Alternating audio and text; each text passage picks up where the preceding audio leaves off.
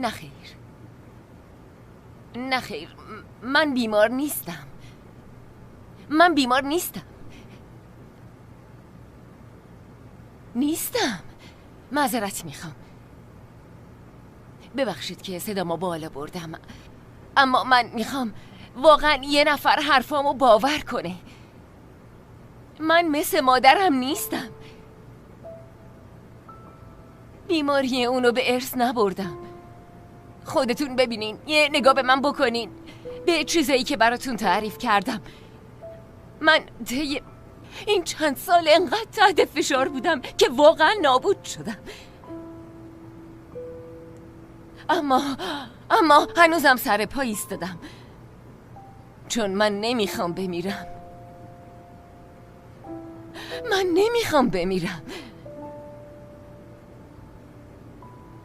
دلم میخواد از این انگ ناجوان مردانه‌ای که به هم زدن خلاص شم. میخوام نجات پیدا کنم، چون یه آرزو دارم که خیلی هم ساده است، اما برای من واقعا خیلی مهمه. من میخوام به دخترم برسم، همین. مثل هر مادری میخوام کنار بچه‌ام باشم. اینو بفهمی. و اینو فقط به خاطر خودم نمیخوام، به خاطر تمام زنایی که فکر میکنن اگه پاشونو از خونه بذارن بیرون کشته میشم. اینو میخوام برای تمام زنایی که ما هیچ وقت ندیدیمشون و یا نخواستیم که ببینیمشون. اینو برای تمام زنایی که کشته شدن میخوام و به خاطر بچه‌هایی که مادرشون رو جلوی چشمشون کشتن. اینو میخوام برای مبارزه با تمام مردایی که جون زنشون از کراواتی که میزنن بی‌ارزش‌تره. اینو میخوام، میفهمین؟ برای مبارزه با سیستم غذایی که وقتی زن تو جامعه حقشو میخواد بهش انگ دیوونگی میزنن و حقو به آقایون میدن. اینو میخوام برای یه بارم که شده میخوام حرفمو باور کنن.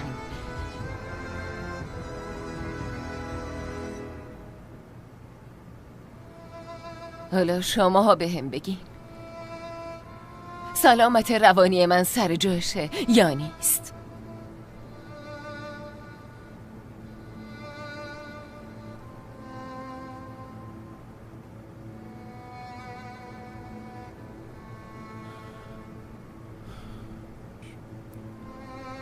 چیز دیگه ای نمیخوایم به ما بگین؟ اگه شما سوال دیگه ای از بنده ندارین خب من چیزی نمیخوام. نه خیر، خیلی ممنون. میتونیم بریم.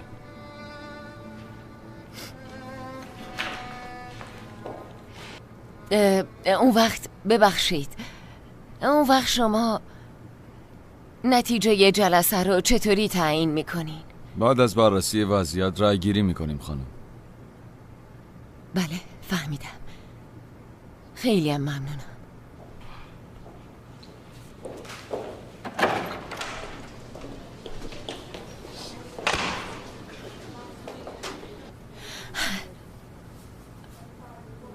هنوز نرفتی؟ عجیبه. قبلا اگه یه گوشه منتظرت میموندم میگفتی به خاطر عشقه. آره، الانم میگم به خاطر اینه که مریضی، مگه نه؟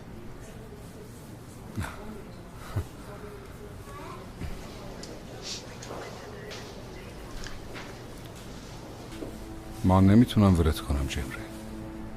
تنها راه زندگیم فقط تویی. پس مسیرمون فرق داره. خب حالا باید چیکار کنی؟ از شرت خلاص میشم چلبی. حتی اگه 1000 بارم شکست بخورم تسلیم نمیشم.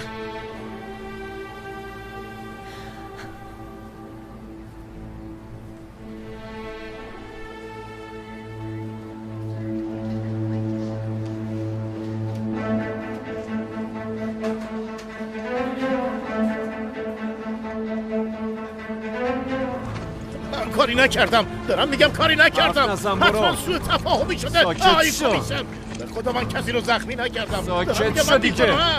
من بیگناهم. من بیگناهم.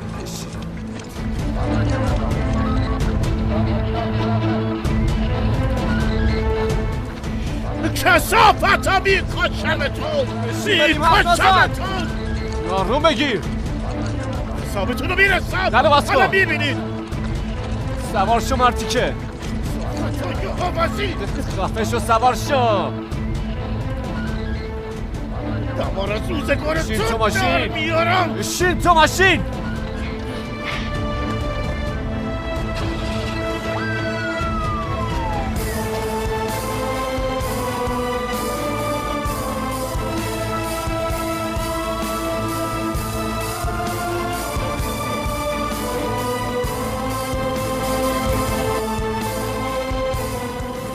باور کنید دارین اشتباه میکنید. برای من تله گذاشتن.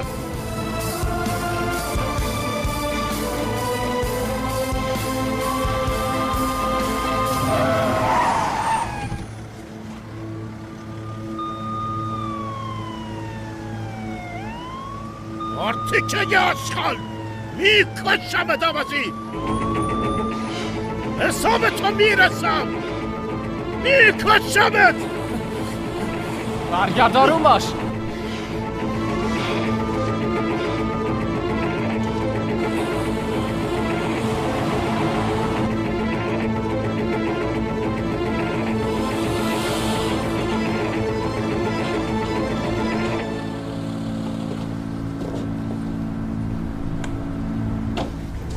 پلیسا برای چی اومدن؟ آقا بولند تو برای چی بردن؟ انگار خودت نمیدونی. چیا؟ خب بگو دیگه. آقا اسکندر رو بولند با چاقو زده. مگه تو خبر نداری؟ ببینم شیمان خانم خونه است؟ با تامریز خانم داخلن. باشه. چیزایی که بهت گفتم و خریدی؟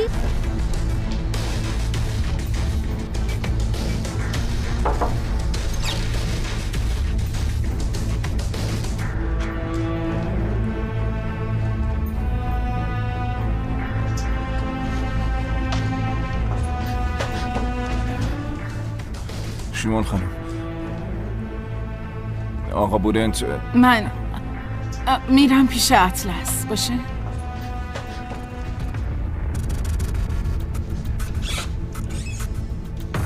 بیا.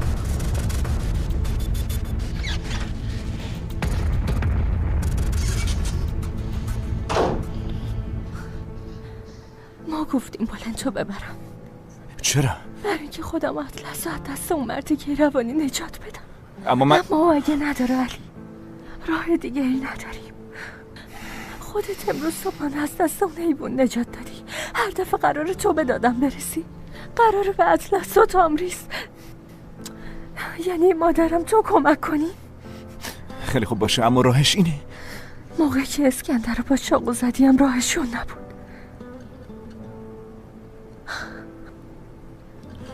بهتره تا وقتی من از بولند طلاق بگیرم تو این خونه نباشه. راه دیگه ای نداریم. اگه خاطر من برات عزیزه، به خاطر چیچکم شده صداشو در نیار. ازت خواهش میکنه. دیر یا زود همه چی مشخص میشه. هیچ کس نمیفهمه.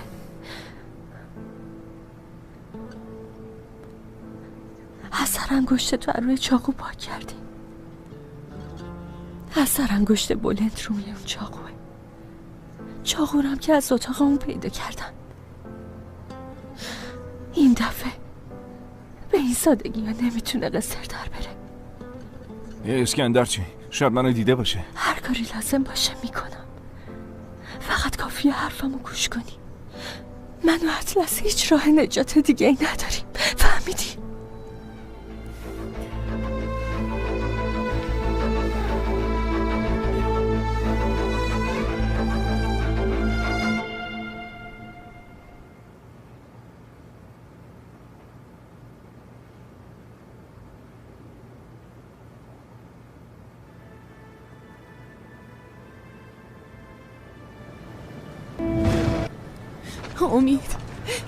امید یه بار دیگه نگاه کن. خواهش میکنم چشماتو باز کن. امید یه بار دیگه نگاه کن. امید چی شده داداشم؟ امید حالش چطور؟ متاسفانه خون زیادی از دست داده. خواهش میکنم عجله کنین. تقصیر منه. چی؟ رویا تو چیزی ندیدی؟ نفهمیدی کار کیه؟ منم میخوام بیام. فقط یه نفر بیاد. باشه تو هم برو، منم دوباره تو بیام. سوارشو عجله کنید، زود باشید ببریدش بیمارستان دیگه. زود باشید عجله کنید. امیدم قراره بمیره. اون به من قول داده اینجا بدونه من. بودو رو بیافتی.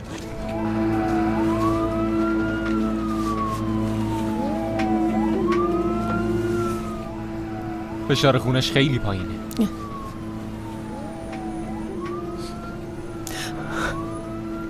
خیلی سردشه.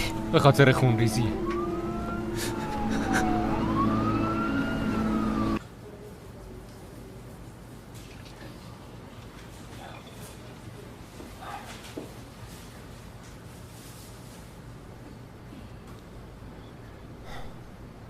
رویا اینا رو داخل دادن، میخوری؟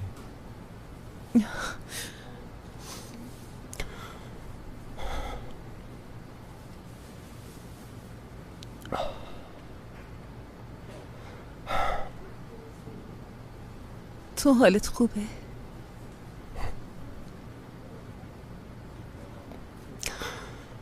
همش تقصیر منه. به خاطر بدهی خونه من مجبور شد این کارو بکنه. حتما اونجا گیر افتاده. خودتو مقصر ندون. هنوز نمیدونیم ماجرا چیه. دکتر هنوز چیزی نگفته؟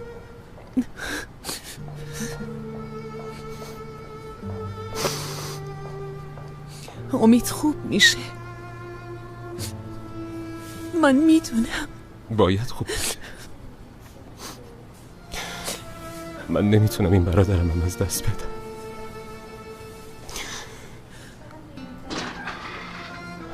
رویا جمره عزیزم آروم باش. چطوری؟ هنوز منتظریم. باشه چیزی نمیشه عزیزم. منو ببین هیچی نمیشه. باشه نمیشه عزیزم چیزی نمیشه. نه ترس، بهت قول میدم خوب میشه. خیلی خوب.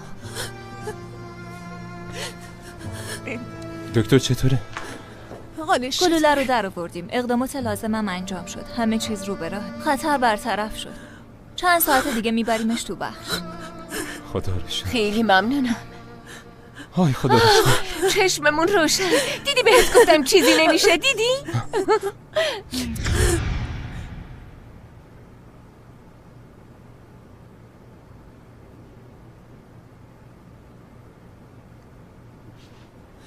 امید فرانسیس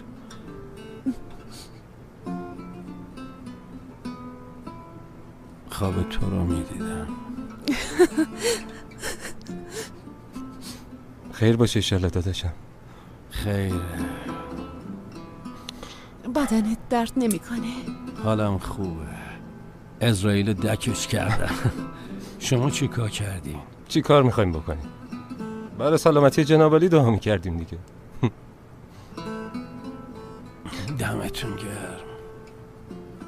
بذار کمکت کنم. آروم نترسیم بابا. آروم به خودت فشار نیار. آروم. آدم جونه و مافد نداره. تکیه بده.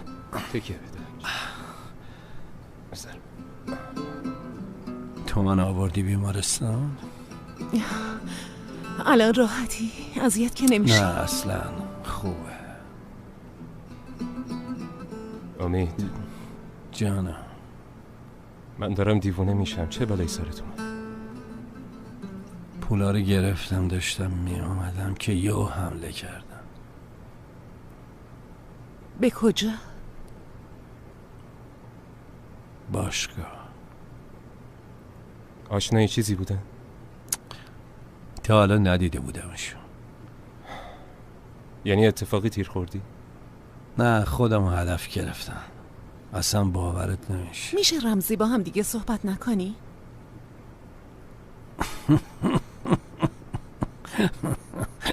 تو خود منو نخندون. همین جوریشم لاجونه. به کی مشکوک شدین؟ اول منو بدهکار کرد.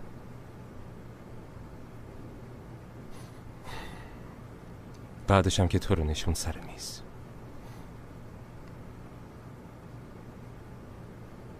دارین راجع به کی حرف میزنی؟ کلبی کایاویلی کار اون بود، شک ندارم. ببخشید رای گیریتون تموم شده؟ بله، فردا میتونین نتیجه رو دریافت کنید. خیلی ممنونم. ظاهرا رای گیری تموم شده. نتیجه رو فردا میدن، درسته؟ بله، روالش به این صورت. ببخشید یه سوال داشتم. اون وقت از الان دیگه کسی به هیچ عنوان نمیتونه نتیجه رای گیری رو تغییر بده، مگه نه؟ درست میگم؟ نه خیر، رای گیری تموم شد، فقط امضاش مونده. بله همینطوره. میشه یه راهنمایی میکنی؟ خودتون چی؟ شما حرفای منو باور کردی؟ بله باور کردم. واقعا میگی؟ بله. خیلی ممنونم. روز بخیر.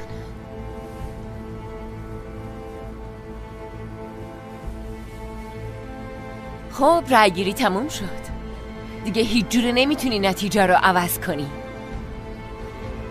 من نیومدم نتیجه رو عوض کنم جبران. اتفاقا اومدم مطمئنشم رای گیری انجام شده.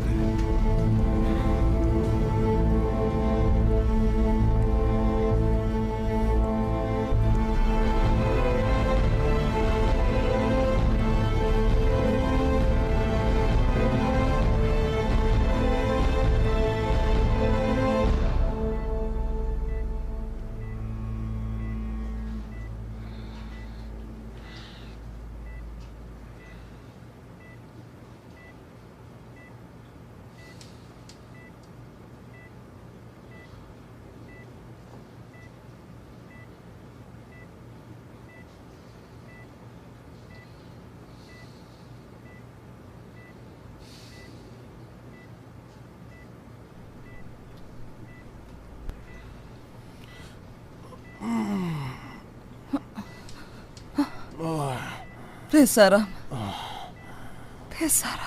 بولنت بهت حمله کرد.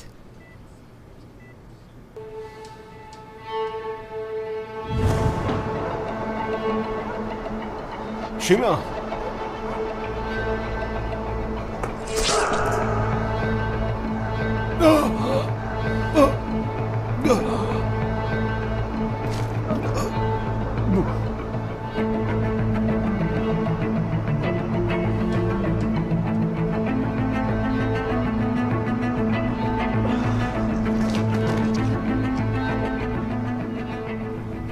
حالت خوبه؟ بهتری؟ خودتو خسته نکن پسرم. آروم باش پسرم، اصلا تکون نخور پسرم، اصلا به خودت فشار نیار. خواهش میکنم آروم باش پسرم. دیدمش مامان. تو کیو دیدی؟ کسی که چاقو زد و باشه پسرم نگران نباش، پلیسم اینجاست. خواهش میکنم آروم باش. اصلا تکون نخور، آروم باش. الان دکتر خبر میکنم. من الان میرم به دکتر میگم بیاد. تو فقط تکون نخور، خواهش میکنم عزیزم. الان بهش میگم بیاد، خواهش میکنم. تو برو بیرون بسپرش به هم، نگران نباش. اسکندر تکون نخور، بخیت باز میشه. آروم باش، خواهش میکنم. نگران نباش، حالت خوبه.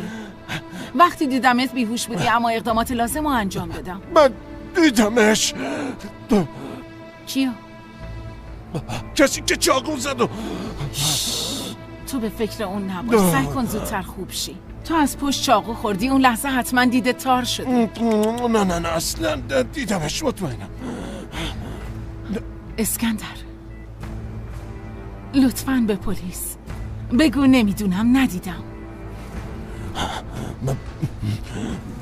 به من بلند چاقو نزد. کسی که بهم چاقو زد علی بود.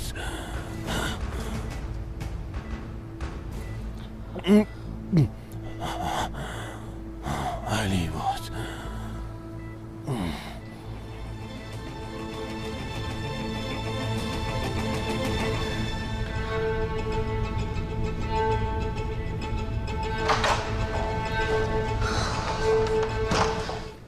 حالش چطوره؟ خوبه، استراحت میکنه. دکتر کی میتونیم بازجویی کنیم؟ الان خوابیده، امکانش نیست. تحت تاثیر داروهاست. چند ساعت دیگه به هوش میاد. حالش که بهتر شد میتونین با هم دیگه صحبت کنین. خدا سلامتی بده. ممنونم عزیزم. الو، اسکندر به هوش اومد. علیو دیده، همه چی رو میدونه.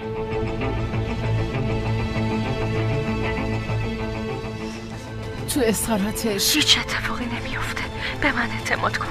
اجازه نمیدم علی بیفته زندان. چطوری؟ پلیس جلوی دره. فوقش چند ساعت معطلشون کنم. هر کاری لازم باشه میکنم. به من اعتماد کن.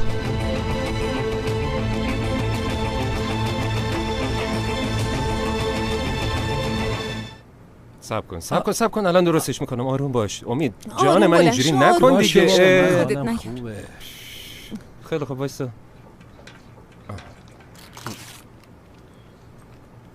بابا خودم میخورم. فقط میخوام درشو برات باز کنم.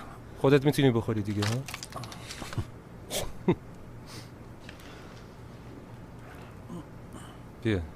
بیا بخور ببین.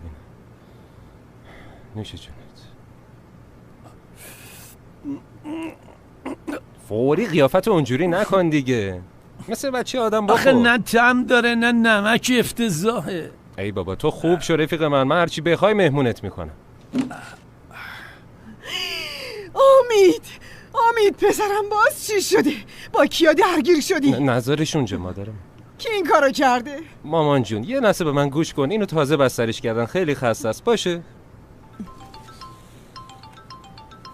ببخش. حال نکن خاله سهر، اتفاقی تیر خوردم، چی کار میشه کرد؟ قسمت بود. منو خر نکن، راستشو به هم بگو. اتفاقی شد خاله جون. شیمال اسکندر علیو دیده، همه چی رو میدونه. باید جلوشو بگیری رویا، هر طوری که شده.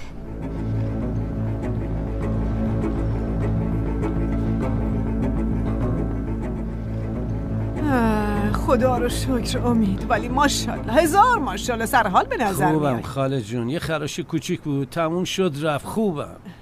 ببین از اینجا مرخص شدی میای خونه ای ما، من تو رو 2 روزه سر پا میکنم.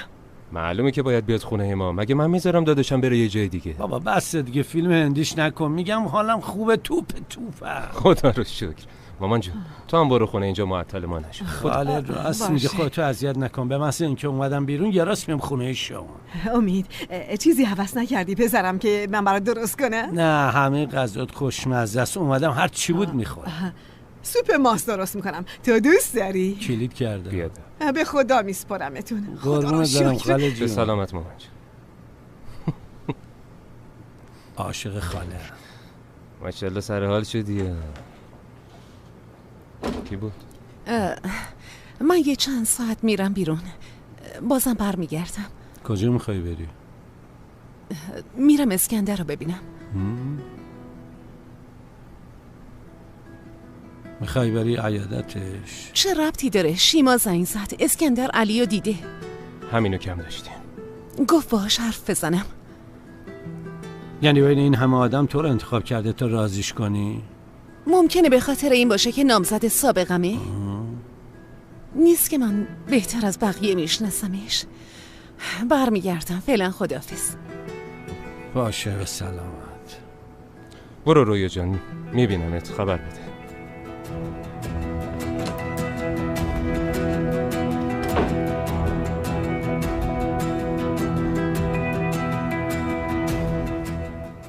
تو چیت شدی؟ چه مگه چیزی شده؟ من حرفی زدم؟ خیلی خب سعی کن آروم باشی. آرومم، عصبی به نظر میاد. باش هرچی تو بگی. جمع جور کن بریم اونجا، من حوصله‌ام سر رفت. بیا بریم خونه بابا. یعنی چی بریم؟ عجب آدمیه ها. سعی کن یکم آروم باشی دیگه پسر. دارم میگم حالم خوبه، برای چی به زور میخوای منو اینجا نگه داری؟ میخوام برم همین. عزیز من بذار دکتر بیاد معاینت کنه، اگه خوب بودی میگه بریم، همینجوری که نمیتونیم سرمونو بندازیم. دکتر میخواد چه غلطی بکنه؟ کاریو که باید میکرد کرد دیگه. گلوله رو در آوردن، تموم شد. لباسمو ورده بیار بپوشم. با این وضعیت نمیتونیم بریم بیرون عزیزم. بابا حسنم سر رفته، لباسمو بده. بابا چقدر تو لجبازی، یکم صبر کن. خب لباسمو بده، میخوام بپوشمش دیگه. نگاه کن. بدش من. کیه؟ سلام علیکم. خدا خیلی بد ممنون نده. کمیسر، خوش اومدین. فقط قبل شما بازجویی کردن و گفتی زاربو ندیدی. آره ندیدم. قرار نقش بازی کنیم یا اینکه روک حرف بزنیم؟ والا اول شما بفرمایید قربان. با کلبی کایا بیلی در افتادیم، بقیه‌ش هم مشخصه. خب الان اگه بگم کار چلبی بوده چی عوض میشه؟ من با اون همه مدرک اومدم پیشتون، طرف مثل آب خوردن از کلانتری اومد بیرون. الانش هم فکر همه چیزو کرده، یه درگیری مسلحانه رو ترتیب داده. ها؟ طرف شوخی شوخی داشت میمرد. اصلا فایده نداره کمیسر، ارزش دهن به دهن شدن با چلبیو نداره. باشه، پس ولش کنیم بره، هر کاری که دوست داشت بکنه.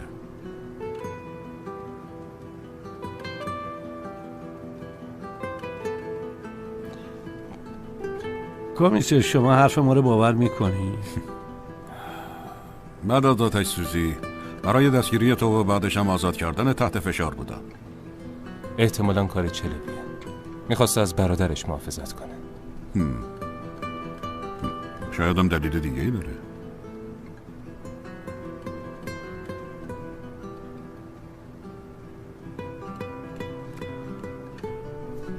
بگذاریم. در هر حال آدرس اداره رو که بلدیم، چیزی به ذهنتون رسید سر بزنیم.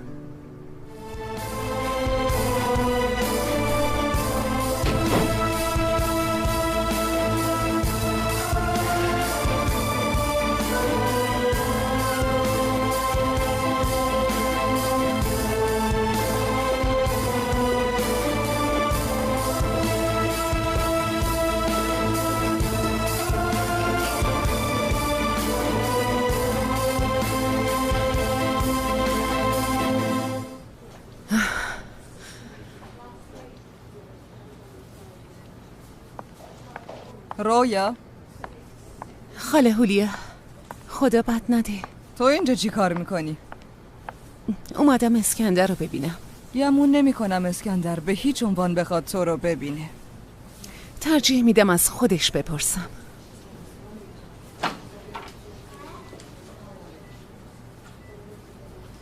رایا، خدا بد نده. مامان جان میشه ما رو تنها بذاری لطفا؟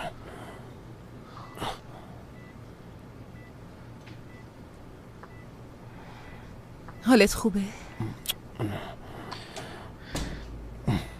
کلی همو برداشتن. متاسفم. واسه چی اومدی؟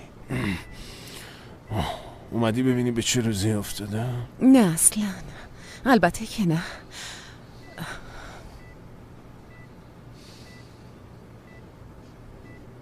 صبر کن ببینم، نکنه تو میدونی.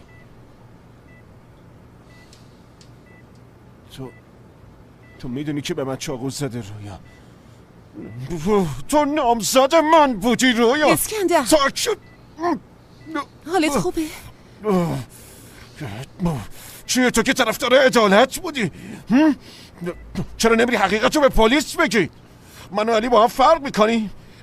جواب بده دیگه. من نمیگم کار علی درست، اما چی؟ وقتی من اما اگر می آوردم گوش نکردی، پسم زدی رویا. اسکندر گوش کن. گم شو، برو بیرون رویا. شنیدی چی گفتم؟ گم شو. میشه خواهش کنم آروم باشی؟ نه نمیشه. تو علی، اون نامزدت، هم دستش، یه جوری حال همتونو بگیرم که تا آخر عمرتون نتونی طعم خوشبختی رو بچشین. شما کلیم از جاش در آوردی، من به جاش قلبتون رو در میارم. حالا گم شو بیرون.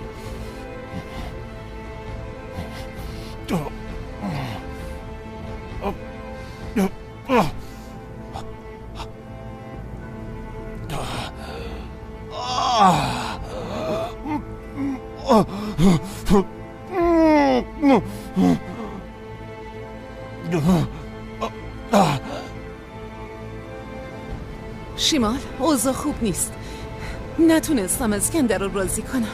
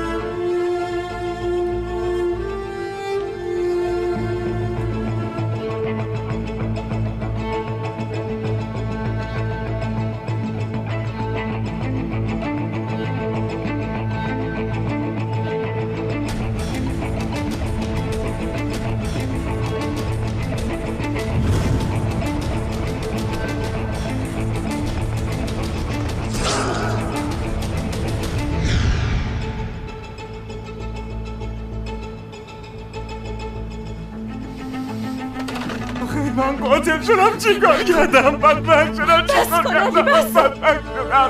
بس عزیزم.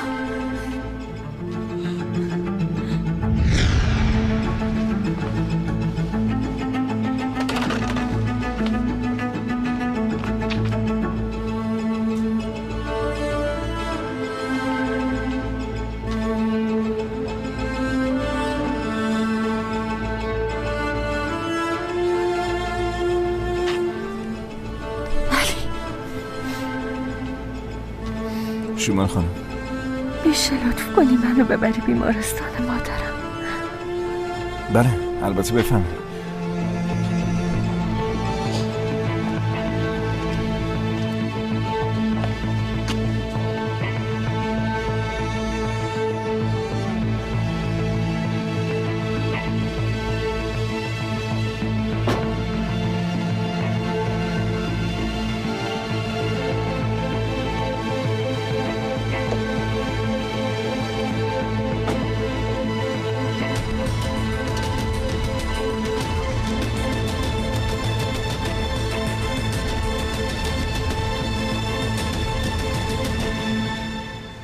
پس بذار به رویا هم خبر بدم که الکی دیگه پا نشه بیاد اینجا. آره بگو نیاد، من حالم خوبه. خیلی خوب، مراقب باش. چی شد؟ شما دارین کجا میری؟ حریف این نتونستم بشم دیگه. بابا اینجا وایناسیم، بیا اینجا ببینم کمیسیون چطور بود. تموم شد، خیلی خوب بود. یکی از دکترها گفت حرفمو باور میکنه. خوبه، چشمت روشن. ممنون. فقط یه سوال، الان دکتر بهت اجازه داده مرخص بشی؟ جمره اصلا خودتو خسته نکن اصلا. دم دکتر گرم. من آورد اینجا حالمو خوب که سرپاش دادم. بیام بریم دیگه، من از محیط بیمارستان میترسم. بریم.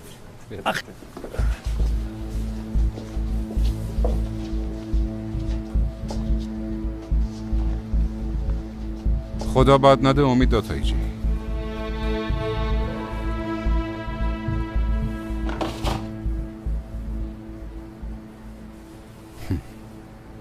ماشاءالله سر پایی. چقدر خوب. واسه چی اومدی؟ اومدی ببینی چه دستگلی آب دادی؟ قراره صدامو ضبط کنی؟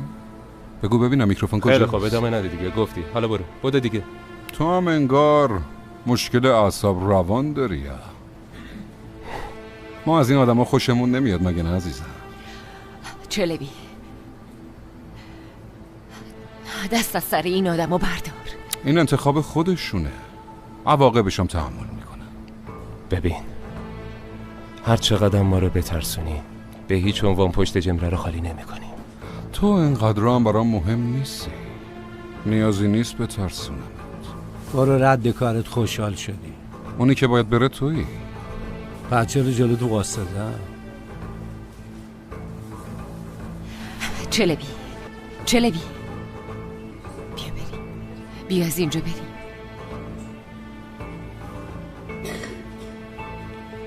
جمره میشه تو دخالت نکنی؟ بس کن اوزان، بس کن لطفاً، چیزی نیست. بیا از اینجا بریم.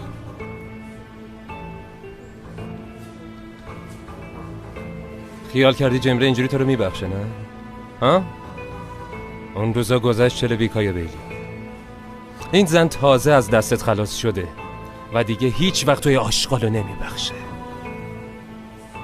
فکرشو از سرت بیرون کن. باشه؟ تو تونستی خودتو ببخشی ها؟ چی؟ مادرت تونست تو رو ببخشه؟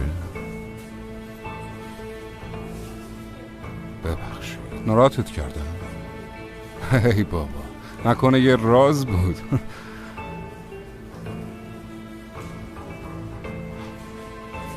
با قهرمان بازی در آوردن برای دیگران هیچ وقت نمیتونی برادرت رو برگردونی. اما کار دیگه. یهو دیدی تو زودتر از موعد رفتی پیشم.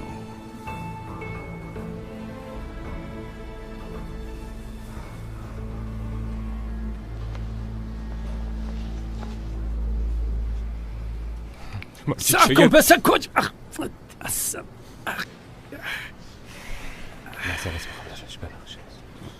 معذرت بابا حالم خوبی خیالش. حالت خوبه؟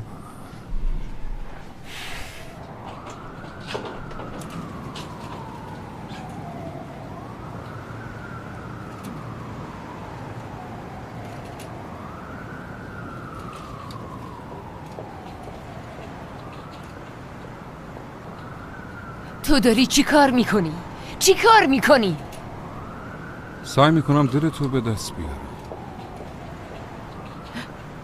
من هیچ وقت پیش تو بر نمیگردم. بر میگردی؟ گناه امید چیه؟ اگه گلوله به جای شونش میدونی میخورد تو مغزش چی؟ اوزان از اینکه باعث مرگ صمیمی‌ترین دوستش شده خیلی ناراحت میشه تا آخر عمرش. واقعا ارزششو داره؟ ها؟ یعنی آزادی تو از جون یه انسان با ارزش تره؟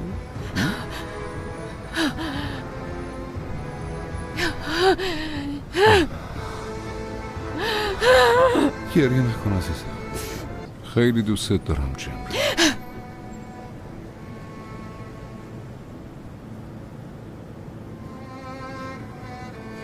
این دوست داشتن نیست، این بیماریه. بیماری هم باشه بازم دوست دارم.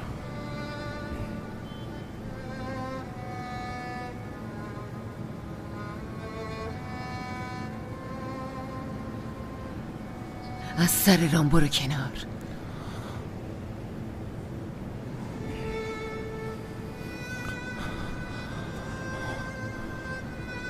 جمره آروم باش.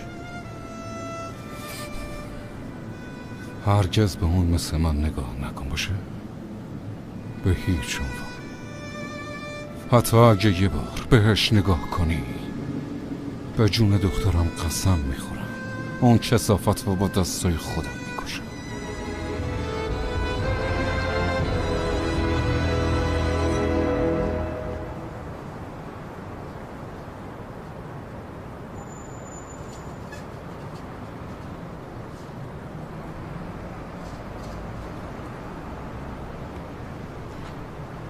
جمره، اون چی بهت گفت؟ جمله حالت خوبه؟ آره خوبم. دیگه نمیخوام هیچ وقت چیزی بگی که چلبی رو عصبانی کنه. مگه من چی گفتم؟ حالا هرچی، این اولین و آخرین هشداره. این موضوع جدی‌تر از اونیه که شماها فکرشو بکنین. چلبی رو عصبانی نمی کنی وگرنه دیگه نگاتم نمی کنم.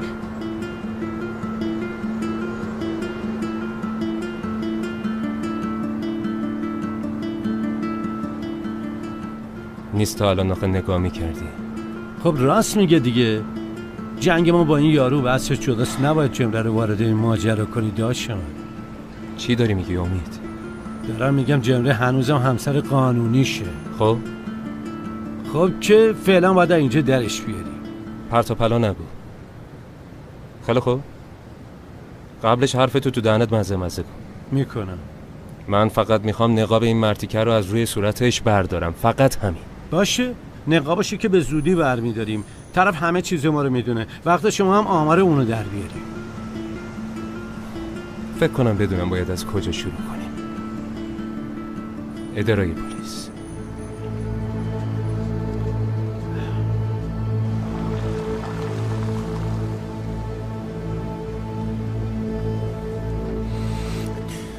شمال خانم، من دلم خیلی شور میزنه. راه دیگه ای نداریم. قبلا هم بهت گفتم انتخاب دیگه ای نداشتیم.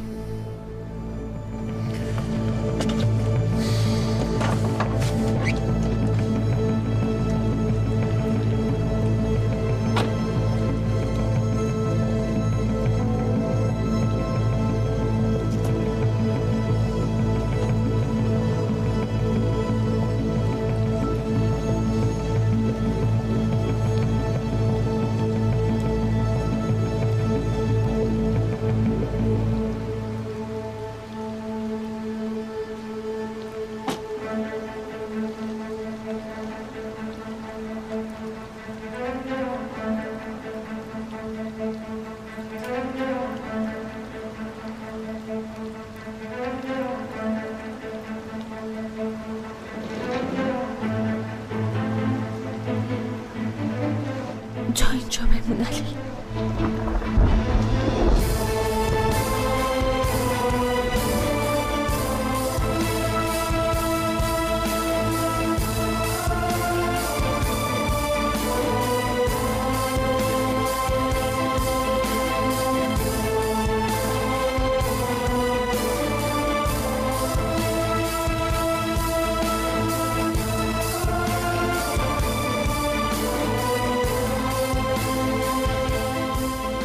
اسکندر جان، مسکنه یکم دیگه اثر میکنه.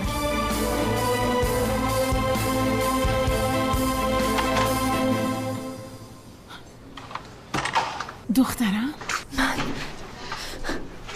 اومده بودم اسکندر رو ببینم، اما ببخشید که میتونم با ایشون صحبت کنم؟ خیلی درد داره. ممکنه یه مقدار صبر کنین؟ همین که هوشیار باشه برای ما کافیه. جناب 5 دقیقه دیگه لطفاً. یه سر بهش بزنم میام بیرون ببینیم با چه وضعی اومدم. باشه 5 دقیقه دیگه هم صبر می‌کنم. ممنونم. شیمال، کار خوبی کردی اومدی. اسکندر تو رو ببینه خیلی خوشحال میشه.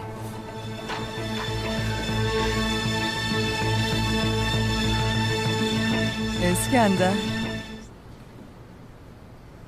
ببین. شیمال، ممکنه تنها صحبت کنم؟ آره البته عزیزم.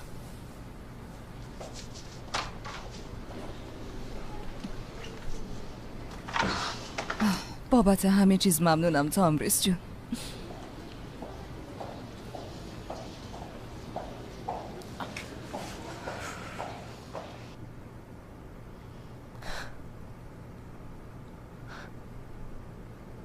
حالت خوبه؟ خیلی درد دارم. پس خیلی درد داری.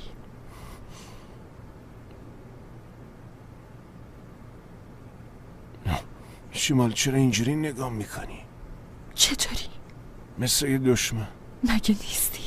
معلومه که نیستم شیمال. این چه حرفیه میزنی؟ اول که ماجرای بولت، الانم حرفای تو اینجا چه خبره؟ بولت از زندان آزاد نمیشه. منم حضانت اطلس رو میگیرم.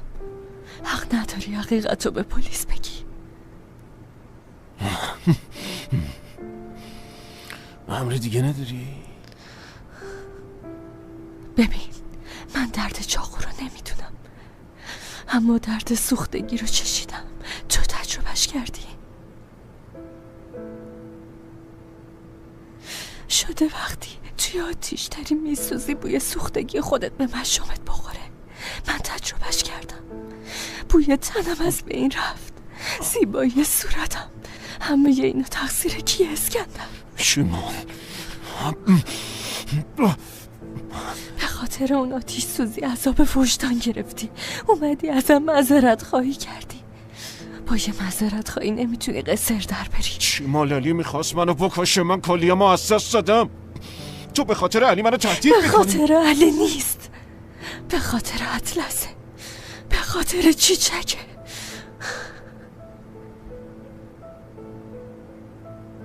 من خودم دیدم چیچک و هل دادی اسکندر. رویا بهت گفت داره؟ من روی زمین افتاده بودم. اول رویا رو تنها گذاشتی، بعد که دیدی چیچک اصرار میکنه برگردی هلش دادی.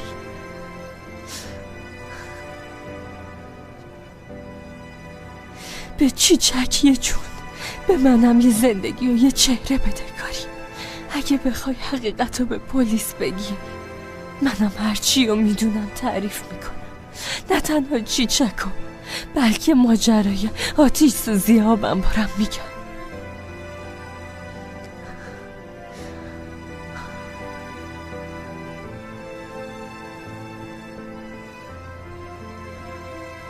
تا آخر عمر تو زندان میپوسی.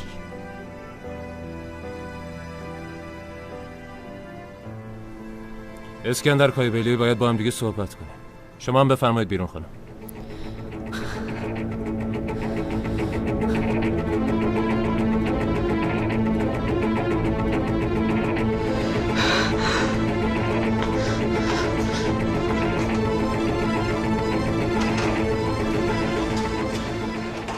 چی شد؟ تونستی رازیش کنی؟ نمیتونم، اما حق با تو بود. یه جورایی سربسته با موضوع آتیش سوزی تهدیدش کردم. اون لحظه ترس رو تو چشماش دیدم. معلومه یه چیزی میدونه.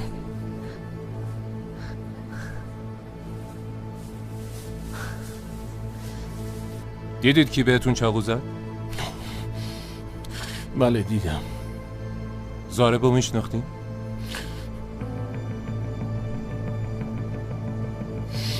بله. خب کی بود؟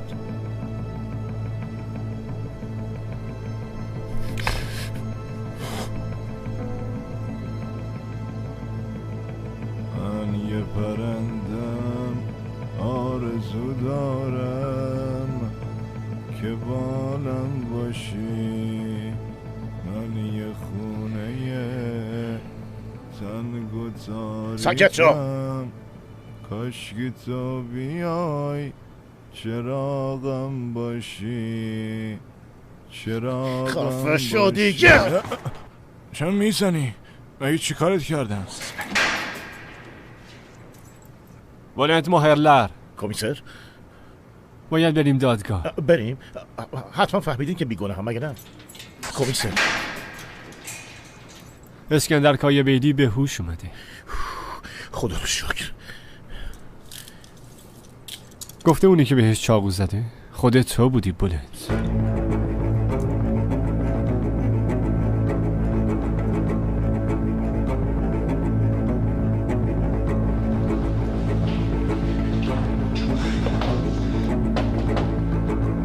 بیا تو. برو. سلام.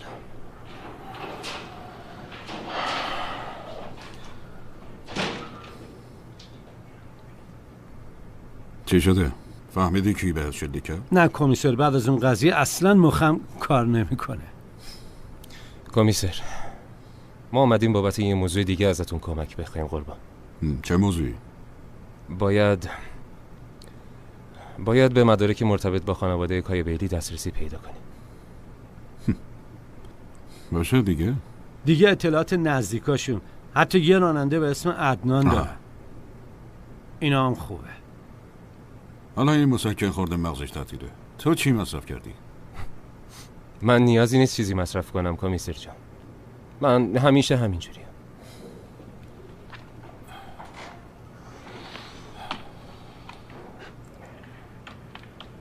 شما به من چیزی نگفتی، منم نشنیدم. آخه چیزی باشه.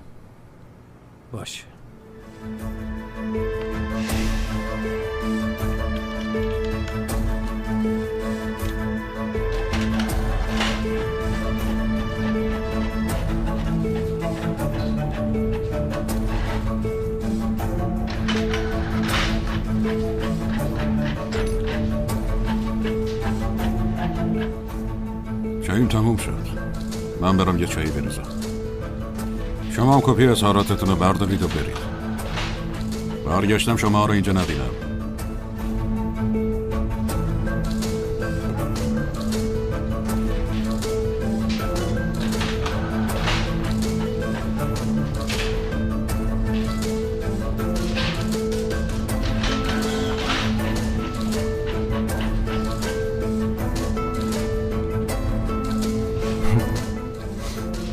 نوشته کایابیلی. چی؟ قبول کرد؟ آره. بابا دم این کمیسری گرم، خیلی مرده.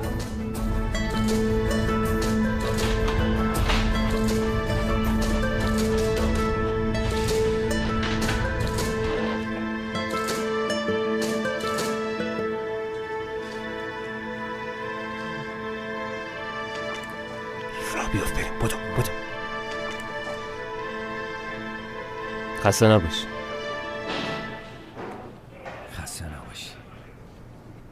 دیروز که آیشن گفت شما دنبال کار میگردین خیلی تعجب کردم.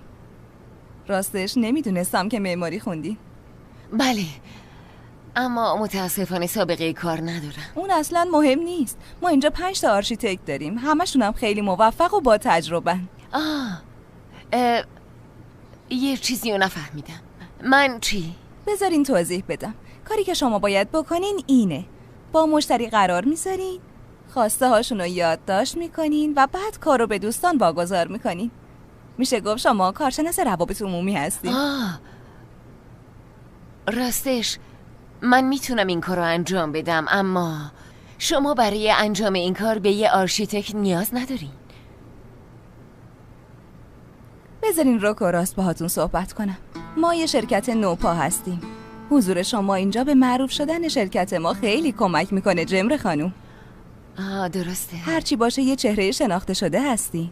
خیلیا برای دیدن شما هم که شده حاضرن به اینجا مراجعه بکنن. فهمیدم. چیزه برای تبلیغ. درست گفتم؟ آره؟ میشه گفت کارشناس روابط عمومی.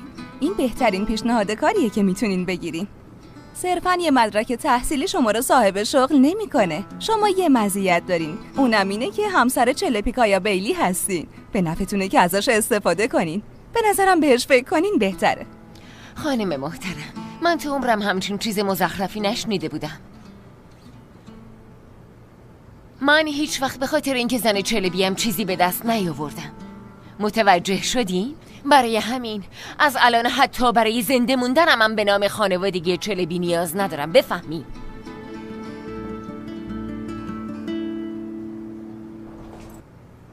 حکم بازداشت صادر شد چلبی. خدا رو شکر. ممنونم که اطلاع دادی. میبینمت. حکم بازداشت بلند صادر شده. آخر از شرش خلاص شدیم. اطلس، اگه صدامو میشنوی خواهش میکنم جواب بده. اطلس کجاست؟ نیست، پیداش نمیکنم. یعنی چی پیداش نمیکنم؟ حیاتو نگاه کردی؟ نبود، تو اتاقش بازی میکرد. رفتم شیر گرم کنم، اومدم دیدم نیست. اطلس نگاه کردم نبود. اطلس اطلس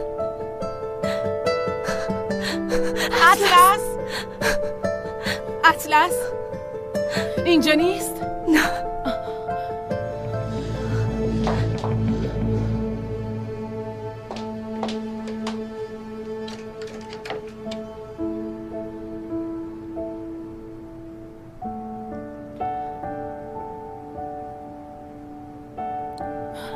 اطلس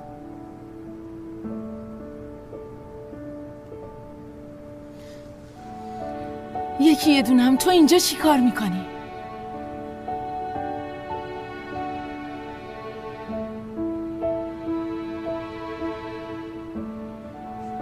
بیا اینجا. بلند شو عزیزم. آفرین پسر گلم. قربونت برم. آی عزیزم.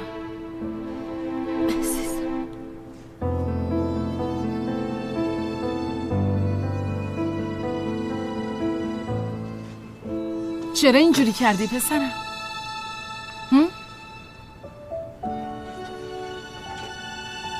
چی کار کنیم؟ بریم شکلات بخوریم، دوست داری؟ ای بابا، چی کار کنیم که تو خوشحال بشی؟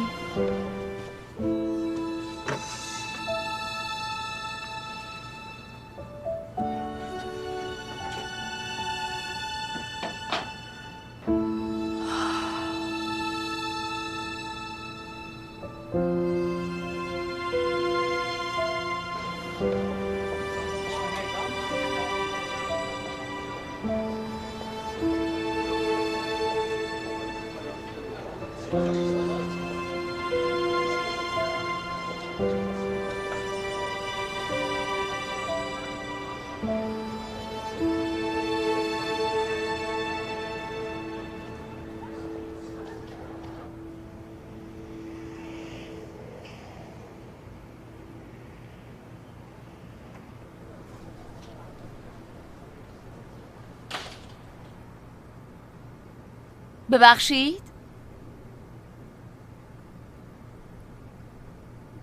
کسی اینجا نیست؟ ببخشید. چیو ببخشم؟ آی، من شما رو ندیدم. سوپمون تموم شده. فقط برنج و اسفناج داریم. نه ایمدم غذا بخورم. بابت آگهیتون اومدم. تو به دردم نمیخوری. برای چی؟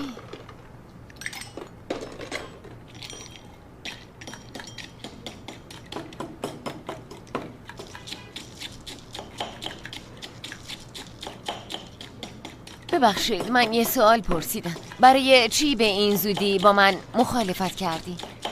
نمیشه. خب چرا؟ من یه نفر رو میخوام که هر کاری انجام بده، اگرم لازم شد ظرف و ظروف اینجا رم برام بشوره. میشورم خب. نه نمیتونی. میتونم. یه بار به هم فرصت بدین.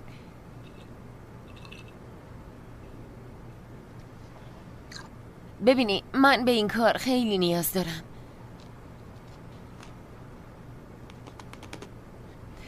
لطفاً. من تو رو قبلا کجا دیدم ها؟ خونم همین بغله. انگار یه جای دیگه دیدمت.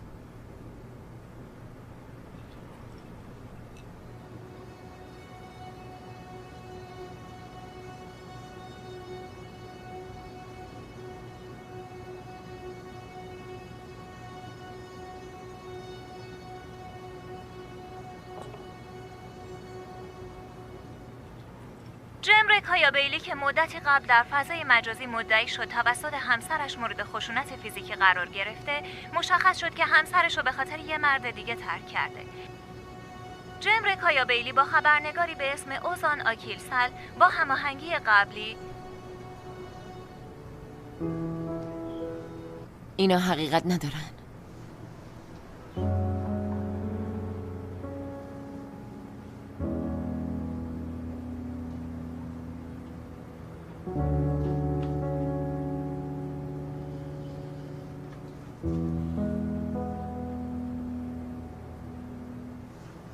علاوه بر ظرفا باید هر کاری بگم انجام بدی. قرقرم نمیخوام. صبح مغازه رو تو باز کن. باز میکنم. فعلا با حقوق پایه شروع میکنیم. اگه راضی بودم حق بیمتم پرداخت میکنم. غذاتم همینجا میخوری. اضافه همون که با خودت میبری. باشه واقعا ممنونم. خیلی لطف کردین. راستی من جمره‌ام. هرچند خودتون تو تلویزیون شنیدین. شما چی؟ هرچی عشقت کشید. نفهمیدم. میگم هر جوری دوست داشتی منو صدا کن. من هیچ اسمی ندارم. بیا اینجا ببینم. اومدم.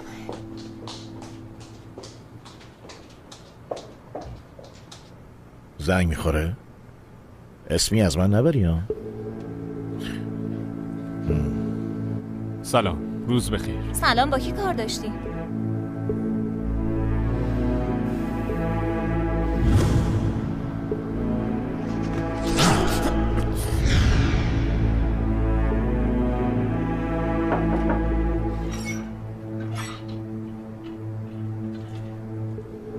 خیلی ببخشید که مزاحم شدم اما خواهش میکنم. با تو کار دارن. بله؟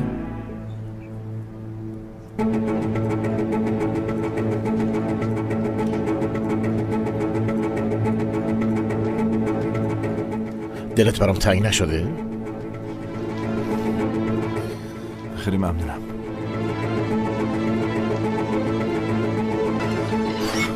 چی از من میخواین؟ نگران نباش عزیزم. هنوز وقت ترسیدنت نشده. اونم به وقتش. گفتم چی میخوایم؟ یه ملاقات کوچولو. میدونی که من نمیتونم بیام. نفهمیدم من چرا باید بیام ملاقاتی تو؟ وقتی اومدی میفهمی. منتظرتم. نیایی به همه میگم با شیما چه غلطی کردین. معلومه چی داری میگی واسه خودت؟ تو منو چی فرض کردی ها؟ فکر کردی نمیدونم؟ شیما برای کمک کردن به تو خودشو تیکه پاره کرد. فکر کردی دلیلشو نمیدونم؟ فردا منتظرم. فقط دیر نکن.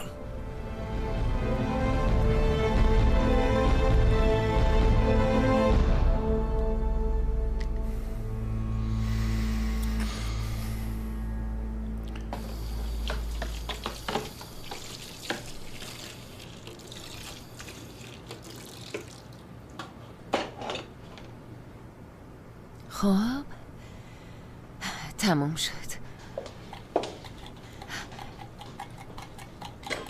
من ظرفا رو شستم. خوبه؟ کاری دیگه ای هست انجام بدم؟ نه، مغازه رو میخوام ببندم، الان دیگه کسی نمیاد. باشه. من چی کار کنم؟ پیشبندتو درار، آویزون کن، برو خونه. درسته. چشم.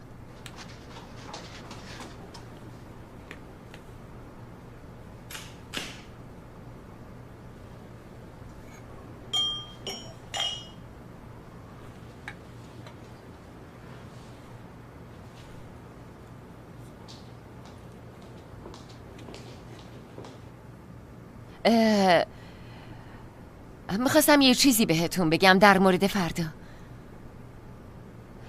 فردا نتیجه کمیسیون پزشکی ما میدن. میشه یکم دیرتر بیا؟ از روز دوم کاری پیچوندن رو شروع کردی؟ نه پیچوندن نیست. همسرم مدعی شده من بیماری روحی روانی دارم. امروز رفتم کمیسیون پزشکی، فردام جوابش میاد. باشه اشکالی نداره.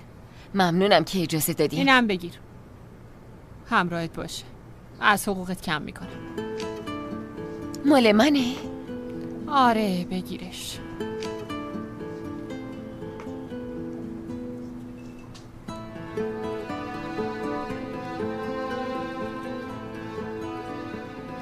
این اولین پولیه که در آوردم. ببین از الان بهت بگم من اصلا از این لوس بازی خوشم نمیاد. حالا برو پی کارت بجام.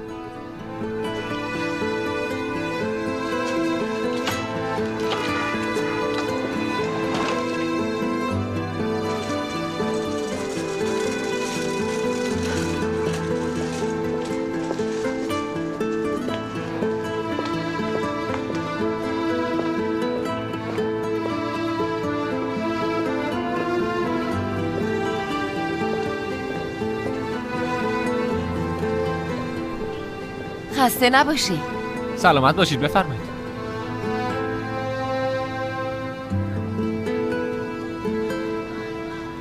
این چنده؟ اینو میگی؟ آره.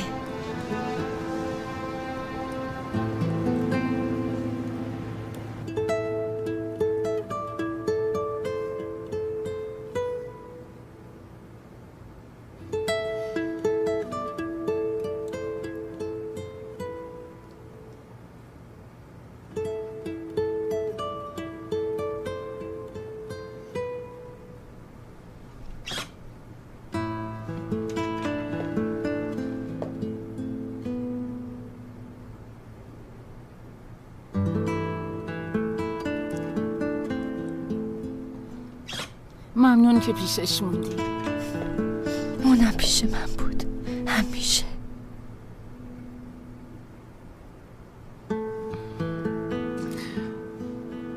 یه لحظه بیا.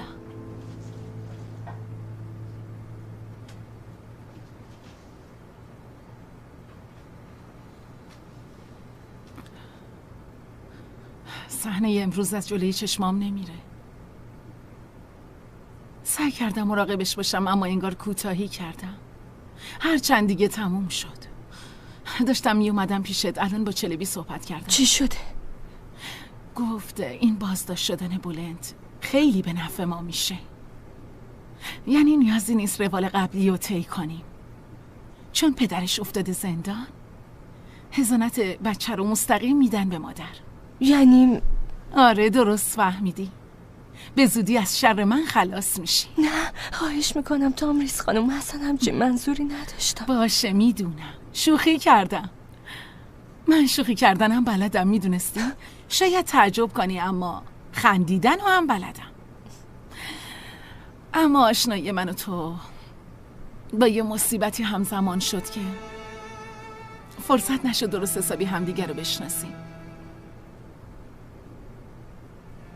از اونجایی که بعد از دادگاه بدو میذاری یا از اینجا میری؟ از این به بعدم فرصتی نخواهیم داشت. نه هنوز نمیتونم بدو. اگه میتونستم تا الان رفته بودم. باورم نمیشه برای اولین بار بدون داد و بیداد تونستیم 2 کلمه حرف بزنیم. واقعا پیشرفت بزرگیه. بیا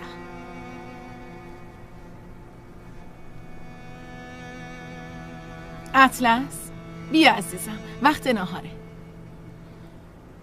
تو هم بیا پایین پیش ما غذا بخور. چطوره؟ اطلس هم خوشحال میشه مگه نه؟ باشه میام.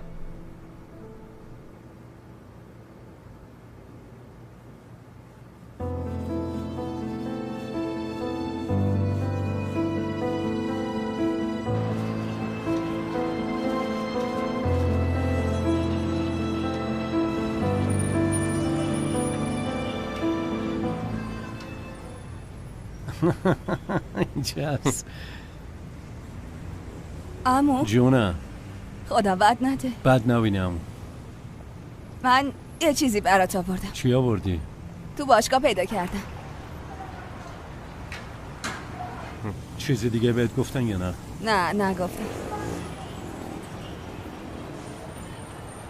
آروم باش پسه، آروم باش. بابا دستم درد میکنه. این چه کاریه میکنی؟ مثلا طرف زخمیه. اما من خیلی ترسیدم. حالت خوبه؟ آره خوبم. چرا بترسی؟ نگران نباش، حالم خوبه. نگران نباش. خیلی خوب. اون حالش خوبه. خوب میشه. حالا هم برو سراغ. باشم. بودو دیگه. امید.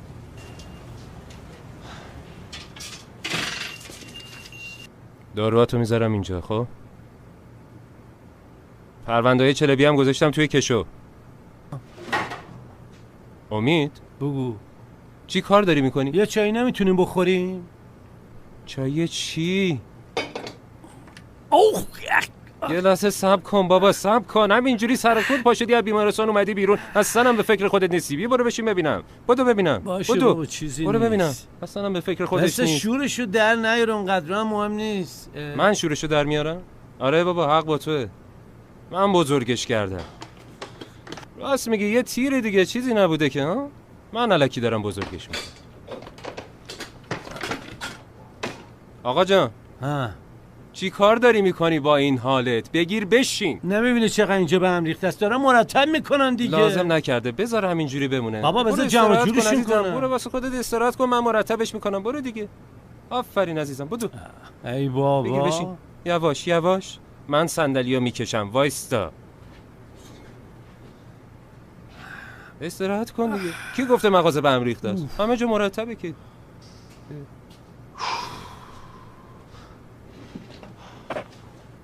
آخ خسته شدیم.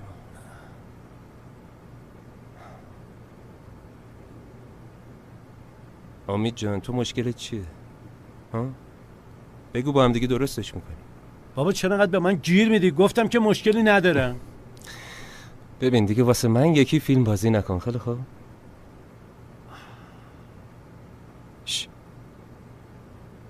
مشکل رویاست. آخه این چه ربطی به رویا داره؟ همش میگی رویا رویا رویا. این همه بلا سرم اومده، فکر کردی تنها دغدغه من رویاست؟ باشه خیلی خوب، من چیزی نمیگم. بیا دهنمو بستم دیگه، ساکت. نوکرتم، هیچی بهم نگو. میگم جان تو دیگه چیزی نمیگم دیگه، ساکت شد.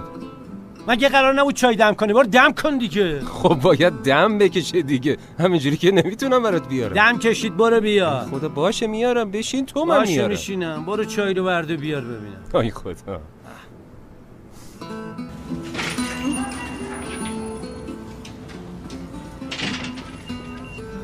امید معلومه تو کجایی؟ بابا اینجا هم چرا داد میزنی؟ تازه سوالم میکنه خودت چی فکر میکنی؟ اینکه بیمارستان نبودی دلیل خوبیه؟ آدم یه خبر میده میگه دارم مرخص میشم. بگم که چی بشه؟ یعنی چی که چی بشه؟ خیلی ترسیدم، رفتم دیدم تختت خالیه. ترسیدم، خیلی سخت بود یه زنگ بزنی. آره سخت که نیست، من گفتم یه وقت مزاحمت نشم. تو چی داری میگی؟ چی دارم میگم؟ نگران بودی میموندی. تو نگفتی میرم پیش نامزدم؟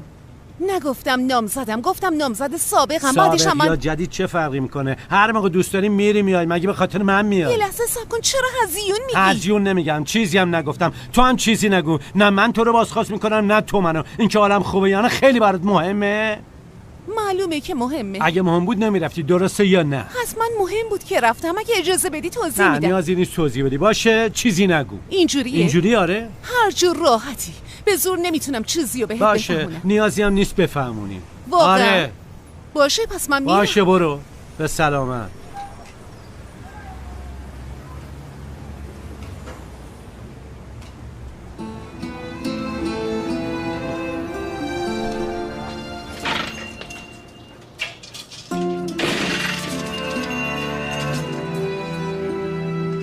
میگم راست میگفتی یا اصلا هیچ ربطی به رویا نداشت. بابا باشه چیزی نمیگم، برو کنار، با تو کاری ندارم. با اجازه.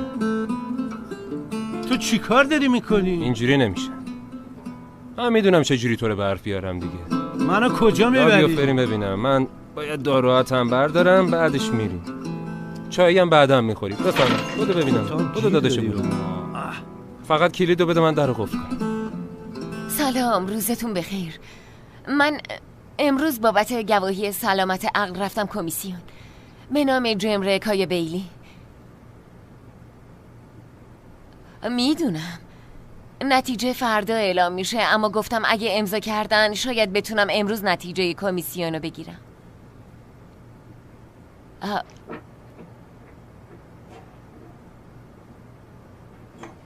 باشه، پس من فردا مزاحمتون میشم. خیلی ممنون.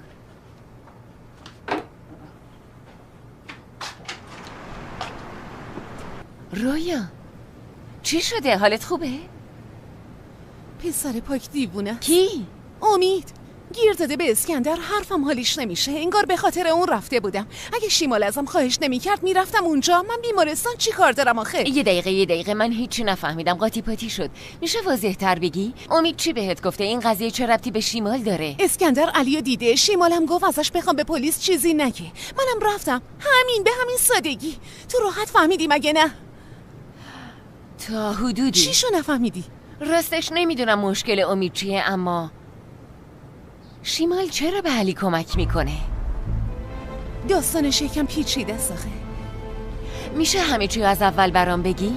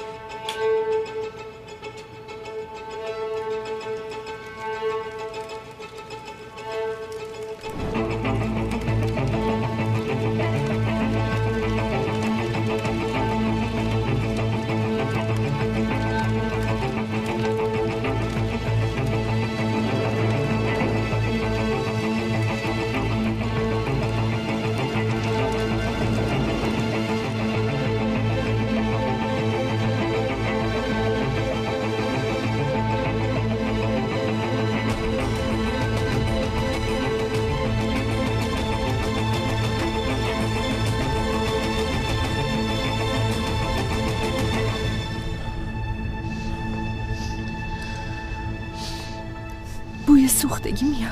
من که زیر گازو خاموش کردم. اطلس! اطلس! اطلس! بالا آتش گرفته! چی؟ اطلس! اطلس!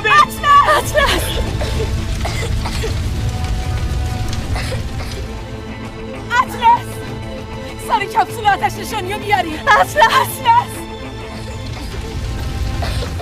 اطلس! زود باش برو پایین، فوراً از اینجا دور شین. بریم پایین.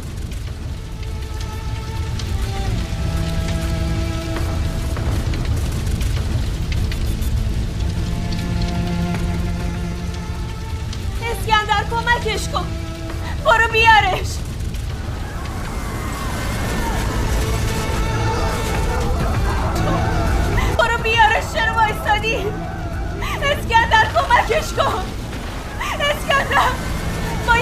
کمکش کنید.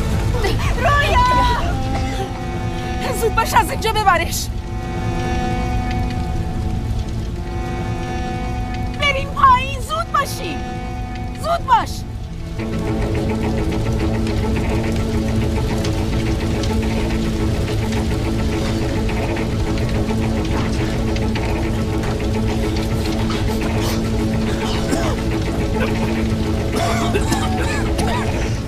علی بیا بگیرش.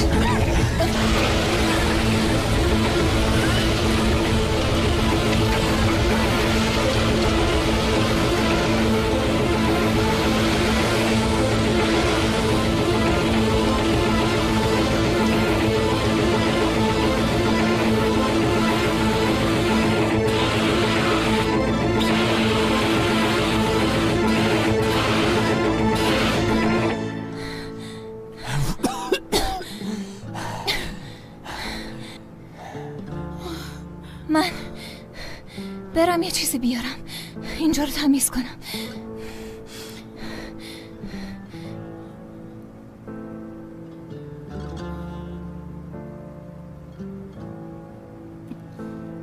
خدای من،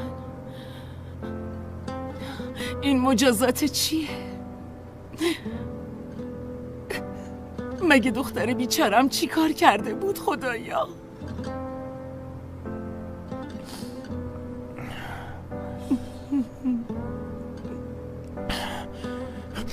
نترسین دیگه تموم شد.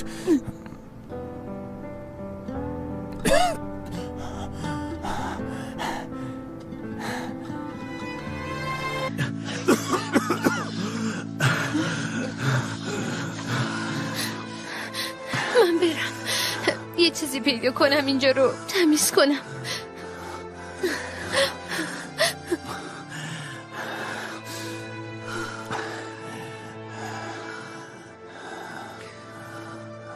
خدایا این چه مجازاتیه؟ چطور اینو حق دختر من دونستی خدایا؟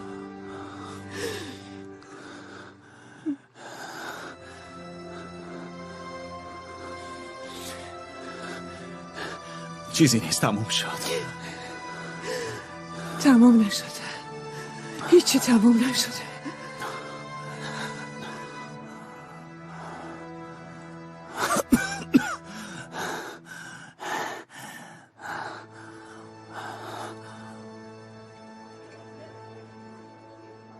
داداش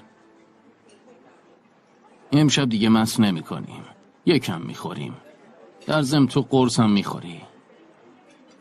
پسر واسه چی من آوردی اینجا؟ ببین چی میگه، انگار راه دیگه هم هست که بشه با تو حرف زد. اون وقت اینو ازم میپرسی چرا آوردیم اینجا؟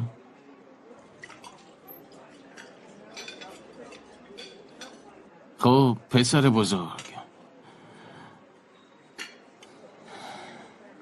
گوش میدم داداش. من چیزی واسه گفتن ندارم. باشه، اما من باز گوش میدم.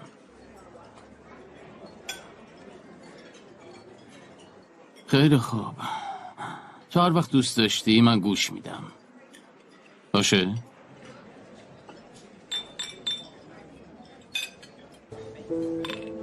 به سلامتی. موضوع همینه، به همین واضحی. چه دلیلی داره سر من داد و بیداد کنه؟ تو به هم بگو. نه دلیلی نداره. پس چی؟ نه معلومه به یه چیزی گیر داده. باش، اما به چی گیر داده؟ اونو نمیفهمم. پسر تو چشام نگاه کرد و یه کامیون حرف بارم کرد، بعدش هم گذاشت رفت. اصلا نمیپرسه تیر خوردی خوبی حالت چطوره، اصلا براش مهم نیست. مگه میشاخه؟ باشه داداش، اما دختری که به خاطر دلتنگی نرفته پیش اون مردی که. پسر اگه رفته یعنی رفته، مهم اینه که رفته، فهمیدی؟ اصلا پشت سرش هم نگاه نکرد. تو رو خدا بزرگش نکن عمر. من وقتی بهت گفتم پانشو استراحت کن گفتی خوبی، الان یادت افتاد تیر خوردی؟ تو چرا همش این موضوع تیر خوردن منو میکشی وسط؟ این موضوع رو بستیم داداش. باشه داداش بستیم، من فهمیدم، تموم شد رفت پی کارش. باشه هیچی نفهمیدی پسر. خب معلومه به رفتنت پیش اسکندر گیر داده. خب من چی کار میکردم؟ شرایط علی اون بهتر از من باشه میدونه. تو که کار اشتباهی نکردی. آره. ای بابا معلومه مشکل عمر علی و این حرفا نیست. بی خیال تو رو خدا، من چی اسکندر رو؟ همینه دیگه. آخه من با اسکندر چی کار دارم؟ من چاره دیگه ای نداشتم، وگرنه چرا برم اونجا؟ یعنی هیچ کس نیست رویا باید با اون عوضی حرف بزنه؟ تو به طرف سیلی زدی، حلقه نامزدیشو پرت کردی تو صورتش، بعدش بیای بگی هیچ کس بهتر از من اونو نمیشناسه، من باید باش حرف بزنم. خیلی عجیبه. درک میکنی داداش؟ یعنی اینا فامیلی ندارن، رفیقی ندارن، خب اونا برن حرف بزنن، چرا رویا بره آخه؟ نمیفهمم. یعنی هیچ کس جز رویا نمیتونه با اون حرف بزنه؟ عزیز دلم این چه ربطی به دوست و فامیل داره؟ این شریک جرم بودن پسر. تو بهم بگو جز رویا کی میتونست بره با اون عوضی در مورد این موضوع حرف بزنه؟ کی میتونست ساکتش کنه؟ نه داداش این حرفا نیست. خب مشکلت چیه؟ اونو بهم بگو. من مشکلی ندارم، این موضوع رو تموم کنیم. بستم تموم. نه تموم نمی‌کنیم. باشه تموم نمی‌کنیم. حالا که این موضوع رو مطرح کردی باید در موردش حرف بزنیم. دختره کل شب بالا سرت منتظر بود عمر. دختره داشت دیوونه میشد وقتی تو رو اونطوری دید. چی بگم؟ واقعا ترسیده بود؟ البته که ترسیده بود. خیلی ترسید عمر. اما اگه تو هنوز باور نداری، به نظرم تو برو امشب خودتو اگه جایی بنداز پایین، منم با تلفن از اون دختر بیچاره فیلم بگیرم بیارم ببینی حالش چطوریه. ها؟ حتما اون موقع باور میکنی. داداش موضوع باور کردن یا نکردن نیست. ببین به چی حسودی میکنه؟ برای همین دارم میگم رویا جون، به نظرم دنبال این نباش که دلیلش چیه، چون دلیلی نداره. آره. چون اگه منطقی رفتار میکرد همچین حسودی بهت نمیکرد. دقیقاً. یعنی این حسودی هم نیست، چون حسودی یه چیزه، گاو بودن یه چیز دیگه. نه به نظرم یکیه. باید رفتم کار اشتباهی نکردم، نمیتونه اینطوری رفتار کنه. البته عزیزم جلوی تو دارم میگم، تا ازم عذرخواهی نکنه دیگه باهاش حرف نمیزنم. به نظرم خوبه. به نظر من کار درستی انجام میدی، اما دیگه شبه بسته، اینقدر داد و بیداد نکن. من که داد نمیزنم، دارم برات تعریف میکنم، داد نمیزنم. باشه من میخوابم. این وقت شب؟ آره این وقت شب. خب ساندویچ میخوردی؟ گشنم نیست. خیلی خوب باشه. باشه شب بخیر. تو داری به هم میگی چرا باور نمیکنی، چرا اینطوری میکنی؟ نه خب من حتی خودم باور ندارم، با کسی کاری ندارم که.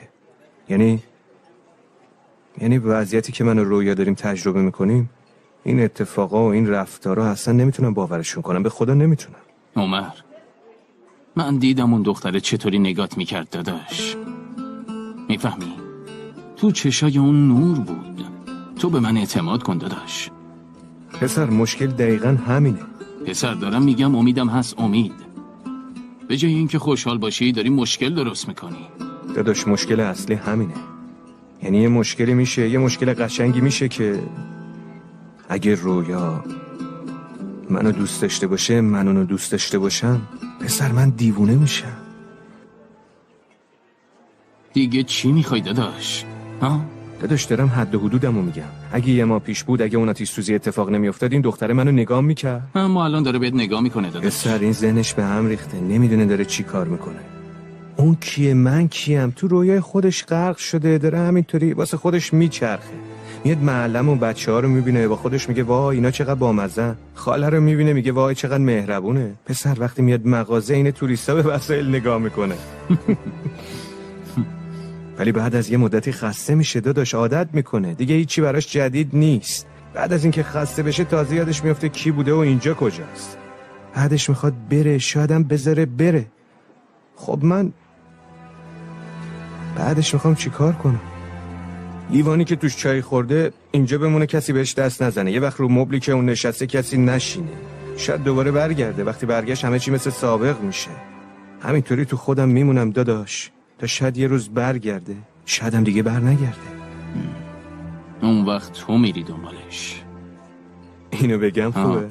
رویا خانم اگه یادتون بیاد یه زمانی آدم فقیر اما عاشق شما رو دوست داشت، اما هنوزم فقیره. ببین غرورش هم به خاطر تو له شده اومده پیشه. شما هنوز تو چشاش نگاه نمی‌کنی. دقیقاً همینا رو بهت بگی بهت میاد. داداشم به اینم به وقتش فکر میکنی؟ ها؟ منظورم اینه که به امروزت نگاه کن، به الانت. اون دختره داره با چشاش بهت نگاه میکنه. تو چرا میترسی نگاش کنی؟ نترس داداش. ها؟ مگه چی میخواد بشه؟ چی میشه؟ ها؟ چه میدونم، میخواد بعد پیش بره و تمومش کنی. مگه نمیگی یه مبل داری؟ بیشتر از همه این منم که میاد مغازه. ها؟ منم احترام میذارم داداش. نه رو اون مبل میشینم، نه به اون لیوان دست میزنم. به خدا دست نمیزنم. میگی خودمو تو درد سر بندازم؟ دارم میگم به آخرش فکر نکن داداش. فکر نکن. راست میگی. خب دیگه لیوانتو بیار.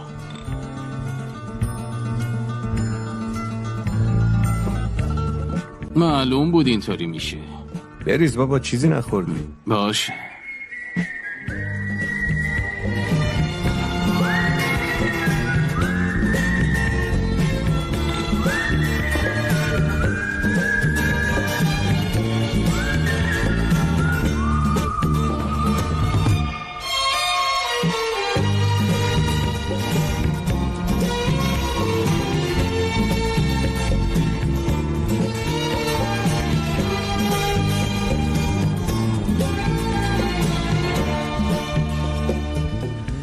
Bilmiyorum seninle sonumuz ne olacak. Belki bu aşk ölümsüz, belki yarım kalacak. Bilmiyorum seninle sonumuz ne olacak. Belki bu aşk ölümsüz, belki yarım kalacak. Her gün değişiyorsun, avutuyorsun beni. Bir bilmecek birisin, çözemedim ben seni.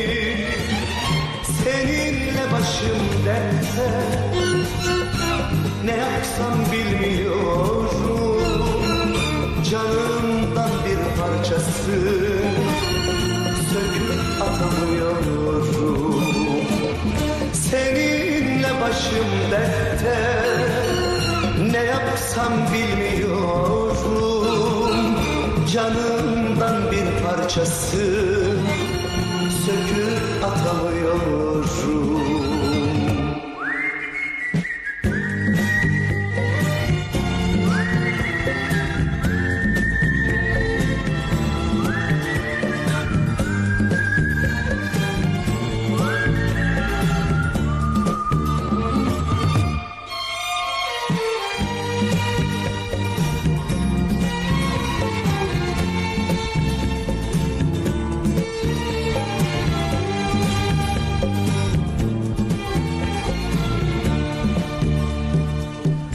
Bazı gün darılırsın, bazı gün barışırsın.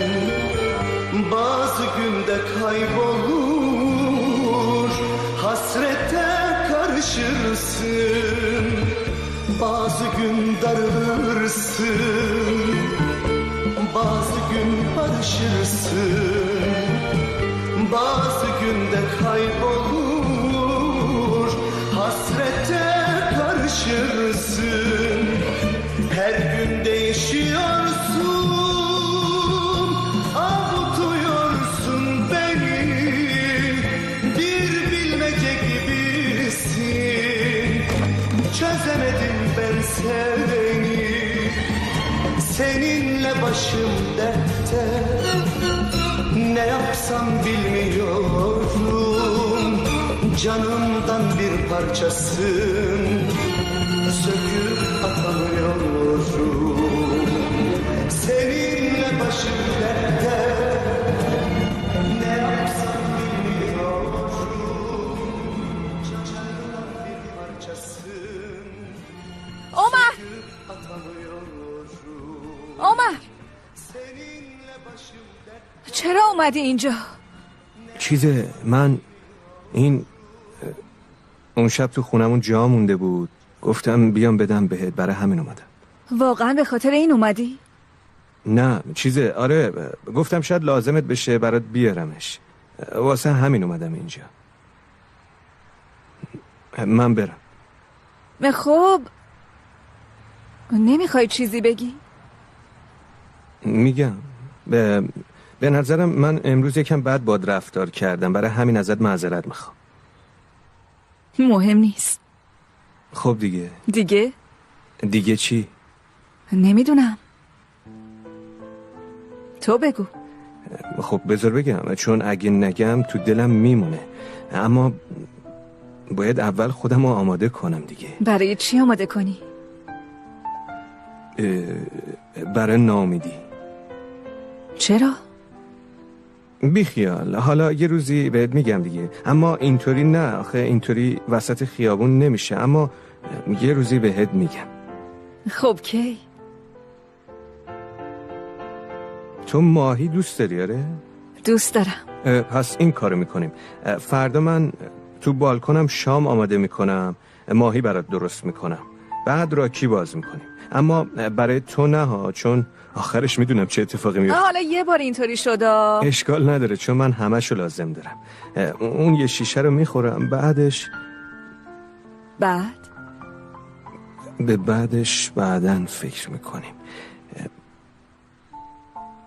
تو اینو به هم بگو، فردا میای یا نه؟ شب بالکن من. میام. باشه، پس فردا میبینم. دمت gel. دمت gel. باشه. میبینم. خداحافظ. Çözemedim ben seveni, seninle başım dertte. Ne yapsam bilmiyorum, canımdan bir parçasın. Söküp atamıyorum, seninle başım dertte. Ne yapsam bilmiyorum, canımdan bir parçasın.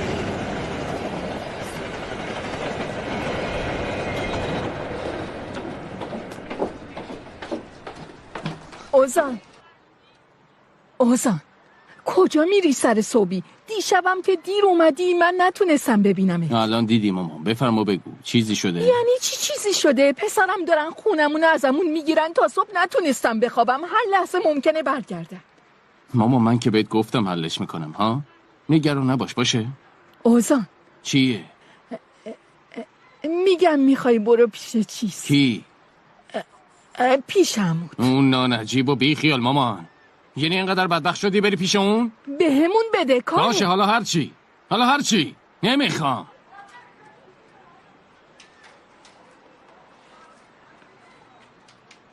مامان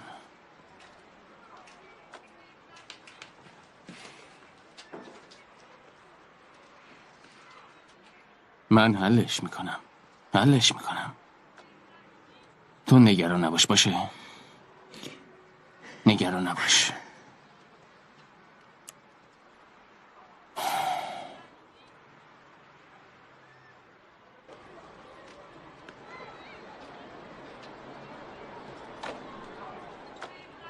اوزان جمره صبح بخیر. صبح بخیر. خیر باشه، این وقت صبح چیزی شده؟ نه چیزی نشده، نگران تو شدم. گفتم در نزنم مزاحمتون نشم. میخواستم بپرسم اون موضوع پولو چیکار کردی؟ جور شد؟ هنوز نه، اما دارم حلش میکنم.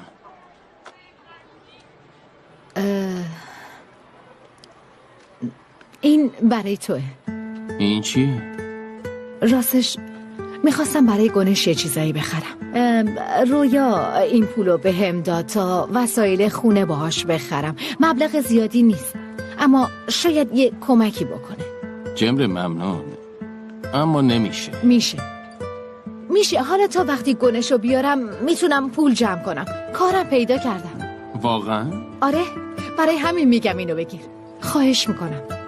اوزان در مقابل کارایی که تو برام کردی هر کاری بکنم بازم کمه. جمره اجازه بده یه بارم من کمکت کنم. اگه تو اینو قبول نکنی منم دیگه کمک تو قبول نمی کنم.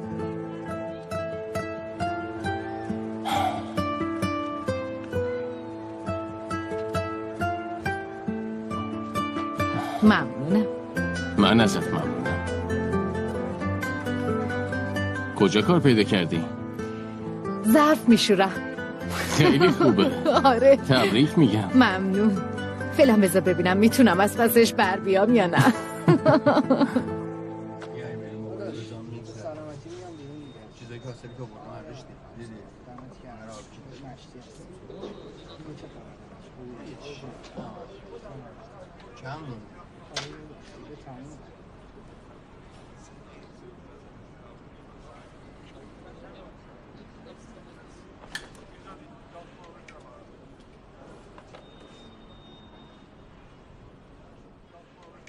آفرین، کار درستی کردی.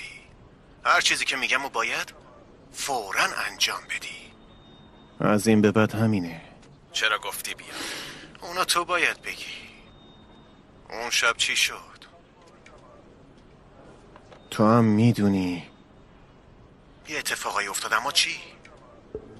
نمیدونم. غلط کردی. اما تو وایسا، من میفهمم. اون موقع خودم باعث نابودی شما میشم. کاری میکنم که اصلا نتونی حتی تصورشم بکنی. تو چی داری میگی ها؟ آره خوبه. میبینم زبونتم باز شده، اما کافی نیست. باید خشن‌تر باشی، مثل مردای واقعی خشن باش. این کارا کافی نیست. ببین من با تو مشکلی ندارم. من دارم. من چرا اینجام؟ به خاطر کی؟ به خاطر تو شیما، به خاطر مادرش. همتون دست به یکی کردین، منو فرستادین این تو. اما وایستا، من بر میگردم. علی جان تو برو به زنم سلام برسون و بهش بگو سرنخ هنوز دست منه. شیما خانم چرا؟ بس کن شیما خانم. من همون روز اول فهمیدم شما رابطه دارین. اگه ساکت موندم یه دلیلی داشت. وقتش که رسید هر دوتا تو. چه رابطه ای عوضی؟ چه رابطه ای؟ درست حرف بزن. من گولتو نمیخورم دیگه، خیلی دیره. اما تو وایسا، بذار من از اینجا بیام بیرون. برگشتم فوق‌العاده میشه. الان برو خونه به زنم بگو که کارت اشتباه بود. زندانی کردن بلند کافی نیست. اگه میخواین از شر اون خلاص بشین باید اونو بکشین. اما اون هنوز زنده است و تا تاوان کارتون رو پس ندین اصلا قصد نداره که بمیره. فهمیدی پهلوان؟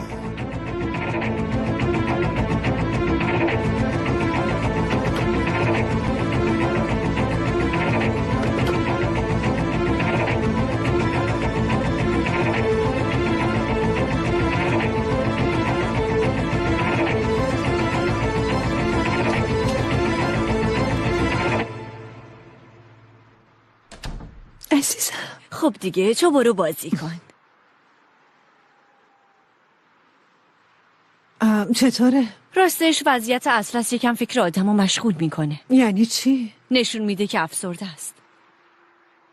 امروز نقاشیایی که از شما مخفی کرده رو دیدم. از ما مخفی کرده بوده؟ اینا رو دیده بودین؟ نه. احتمالاً اتفاقی دیروز به خاطر این بوده. همش داره نقاشی اون شب آتش سوزی رو میکشه. هر دفعه هم خودشو هم مادرشو بیرون اون آتش سوزی نقاشی کرده. یعنی میخواد مادرشو از آتش سوزی نجات بده و داره برای این تلاش میکنه. خب تو این شرایط باید چی کار کنی؟ راستش پیشنهادی دارم اما مطمئن نیستم کارساز باشه، چون این رفتارها زمانی اتفاق میفته که بچه مادرش رو از دست داده باشه. یعنی خدایی نکرده اگه اینطوری میشد میگفتم دلیلش اینه که نتونسته باهاش خداحافظی کنه و یا اینکه نتونسته آخرین بار ببینتش. اما فکر کنم باید بهش این امیدواری رو بدیم که حال مادرش زود خوب میشه. متوجه شدم. خیلی ممنونم. خواهش میکنم.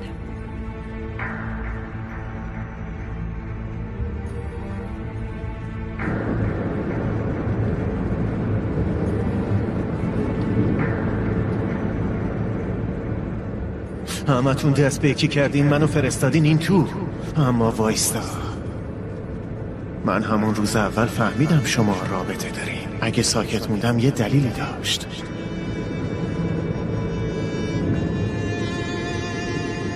روز بخیر، خسته نباشین. من دیروز کمیسیون پزشکی داشتم. قرار بود امروز جوابشو بدم. بله؟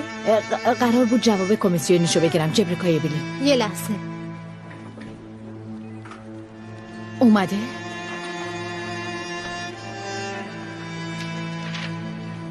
بفرمایید. ممنون. بر اساس این نظریه طبق بررسی و تصمیم هیئت مدیره، سلامت روح و روان تایید نمی شود. تایید نمی شود.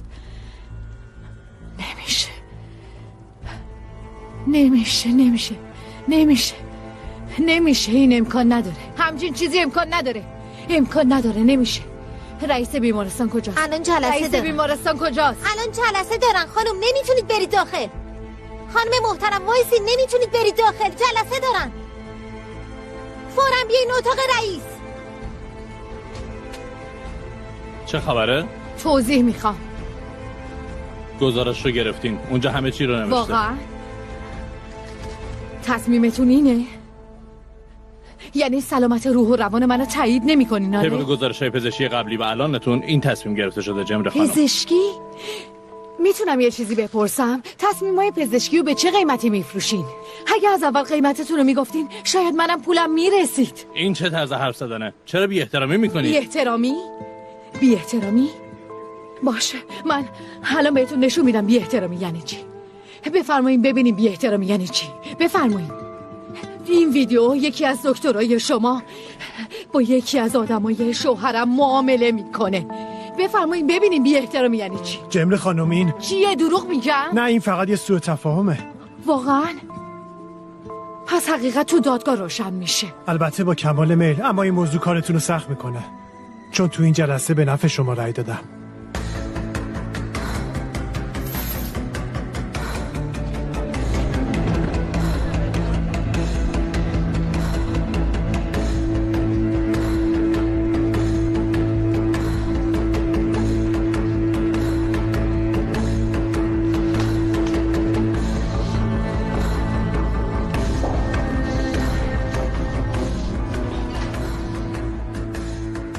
چربی خان، جمره خانم اینجاست، داره تعقیبم میکنه. دید با رئیس بیمارستان حرف زدی؟ نه آقا، هنوز باش حرف نزدم. خوبه، حالا برو یکی از اعضای کمیسیون رو ببین، فرقی نمیکنه. بهش پیشنهاد بدم؟ نه. فهمیدم.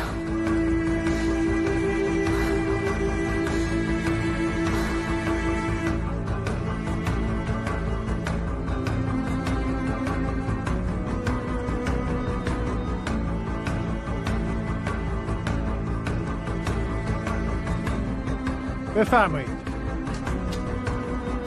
روز بخیر. ببخشین مزاحمتون شدم. در مورد یه موضوع میخواستم باتون مشورت کنم. وقت قبلی داشتین؟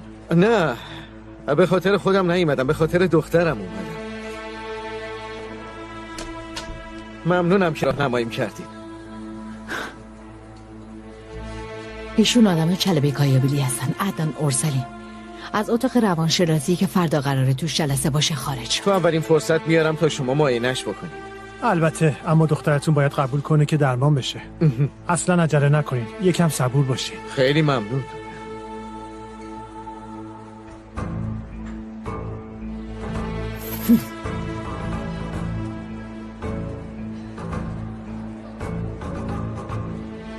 چی شد؟ جمره خانم تا آخرش منو تعقیب کرد، ضمناً فیلم و عکسم گرفت. خوبه. منم نتونستم با رئیس بیمارستان ملاقات کنم. تو نتونستی، اما من میتونم. خوش اومدی. ممنونم. بفرمایید. متشکرم. عدنان جون، میشه یکم ما رو تنها بذاری؟ البته. حالتون چطوره؟ سپاسگزارم. شما چطورید؟ گفتن این درست نبود، اما همینطوریه. من فکر میکنم که شما سلامت روح و روان داری. اون مرد هم یکی از بیمارای من بود. نمیدونم چه رابطه‌ای با شوهرتون داره، اما ایشون اومده بودن تا در مورد دخترشون با هم مشورت کنن. دخترش؟ دخترش؟ یعنی چی دخترش؟ اینجا چه خبره؟ خانم محترم، لطفاً تشریف بیارین بیرون. باشه.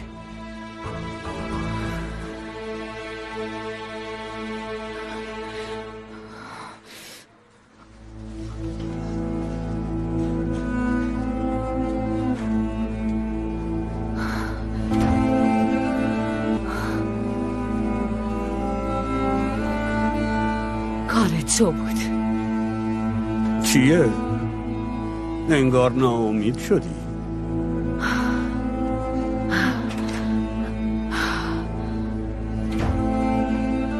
هر کسی یه شانسی برای حرکت داره. هر کسی جایگاهش مشخصه. تو این کارو کردی. تو این کارو کردی. بازم این کارو کردی. تو کردی. خواهش میکنم نکن عزیزم، نکن جمره عزیزم، نکن. چرا بایستادی؟ برین جلوشو بگیرید. جمره نکن، آروم باش عزیزم. جمره خدا ازاد نگذره.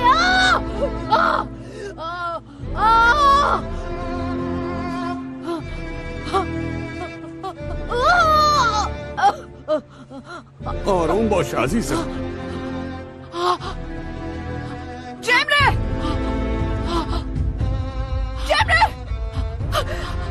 باهاش چی کار کردی؟ چی کار کردی؟ چلبی خان کاری نکرد، اما حال جمره خانم اصلا خوب نیست.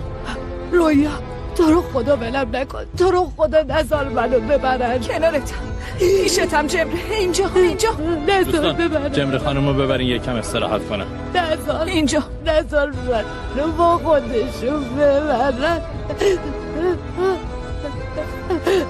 نترس عزیزم، کنارتم نترس.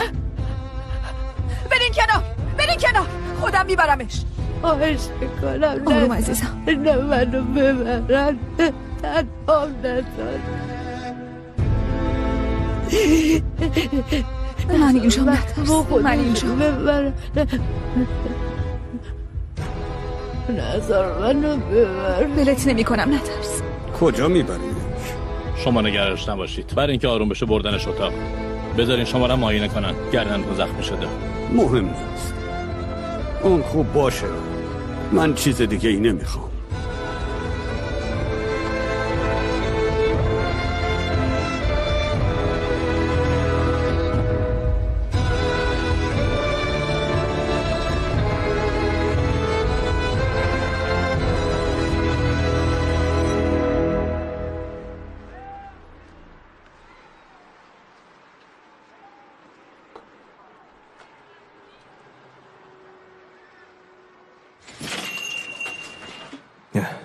پسر کجایی؟ چند ساعته دارم زنگ میزنم جواب نمیدی. دنبال کارام داداش. چی شده؟ چرا میخندی؟ آره میخندم، دارم خودم واسه یه ناامیدی دیگه آماده میکنم. برای همین به خودم گفتم تا وقت داری بخند، چون در آینده خیلی گریه خواهی کرد. چایی میخوری؟ باشه میخورم، یه چایی گرم تو میخورم. کمک میخوای؟ نه ردیفش میکنم. خب ها چی کار کردی؟ حرف زدین؟ آره حرف زدیم، اما هنوز در مورد موضوع اصلی حرف نزدیم. شب دعوتش کردم بالکن خونم تا اونجا حرف بزنیم. عجب، پس خیر باشه داداش. از قدیم چی گفتن؟ پس تابستون عروسی داریم. آره به داداش نورالدین گفتم باغو واسه ما رزرو کنه. گفتم میخوایم یه عروسی خوب بگیریم. بده یه عروسی بزرگ. خب نظرت چیه؟ فکر خیلی خوبیه داداش. مهم اینه که دلتون با هم باشه، بقیه‌اش مهم نیست. آره بابا آره. تو چیزی پیدا کردی؟ چیزی پیدا نکردم داداش. همه یه بانک ها رو دونه به دونه زیر و رو کردم، اما هیچی.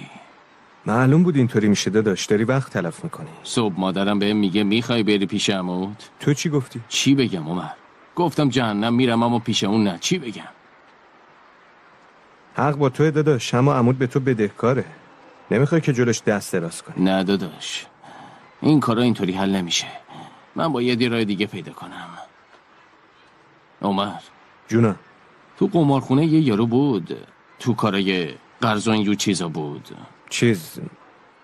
ابراهیم نورزورخو. آره این چه حرفیه پسر؟ از عموی خودت پول نمیگیری میخوای بری از غریبه ها بگیری؟ داداش غریبه ها که باعث مرگ بابای من نشدن، عموم باعث مرگ شد.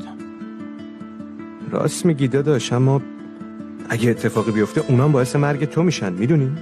چی کار کنم داداش؟ به اونم بعدم فکر میکنیم. راست میگی.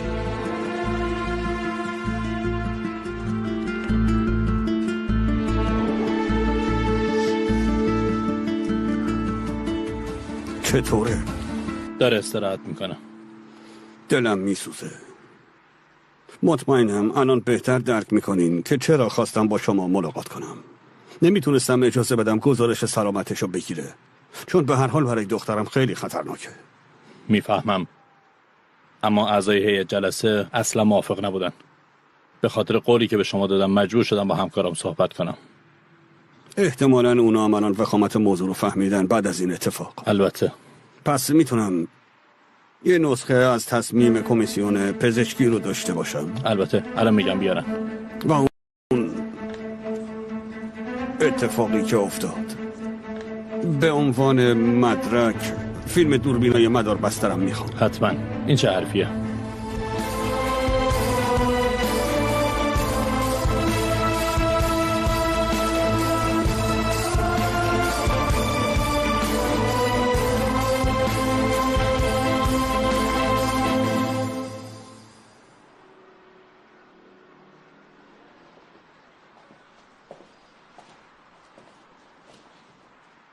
ببینم چی داری میکشی؟ نگاه نکنم؟ باشه، شاید بعداً دلت خواست نشونم بدی. اطلس جان، میخوای مادرتو ببینی؟ آره؟ میخوای بریم آرامگاه، همون جایی که خوابیده؟ شاید دلت بخواد باهاش حرف بزنی. نظرت چیه؟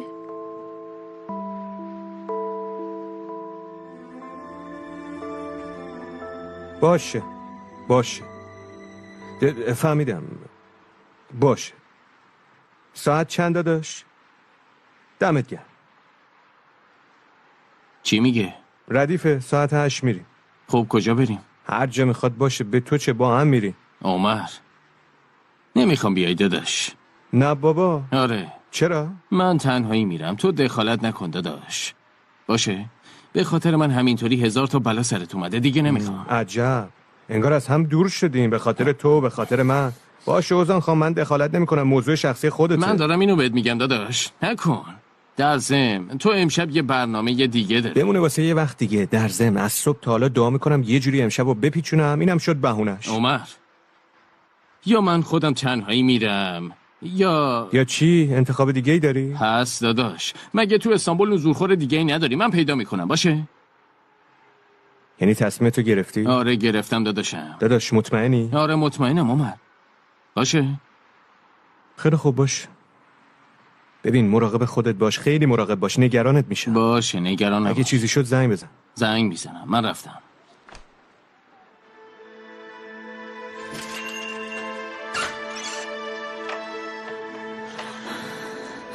به نظرتون بردن یه بچه تو این سن و سال کار درستی؟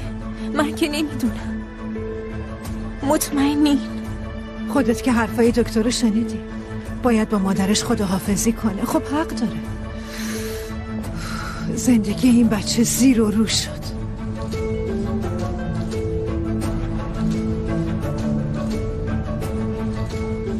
اطلس جون بیا بریم.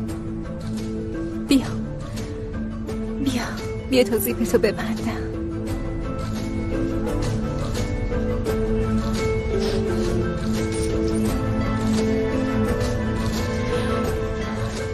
کاری هست که من انجام بدم؟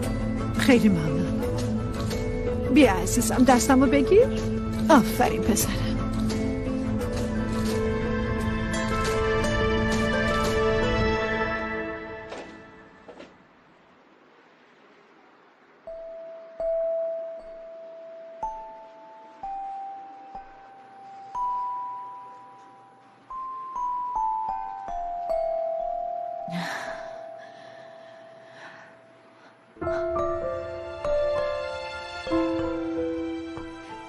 گنش تو اومدی؟ بابا من آورد، بهم گفت تو مریضی. منم خیلی نگرانت شدم مامان. واقعا مریضی؟ خوبم. پس باشو بریم خونمون. بیا. منو دوست نداری؟ دوستم نداری؟ دوستم نداری؟ اگه دوستم داشتی ولم نمی‌کردی. میا قول میدم. میا قول نده، چون به قولت عمل نمی‌کنی.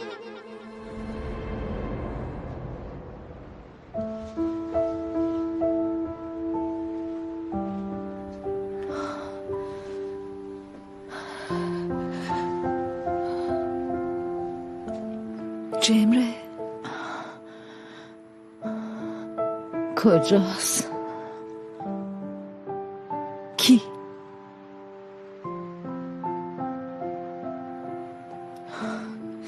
من باید برم. باشه میریم یکم استراحت کن. میریم.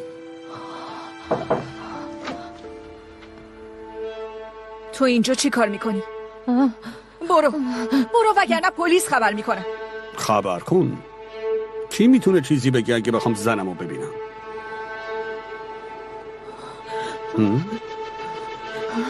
چطوری؟ گم شو. در واقع دارم میرم. کلی کار دارم. وگرنه راضی نبودم تو رو اینطوری تنها بذارم. برو بیرون. نزدیک نشو. شما اونو به این حال روز انداختی، نه من. اما خیلی طول نمیکشه. میبینم اتشون.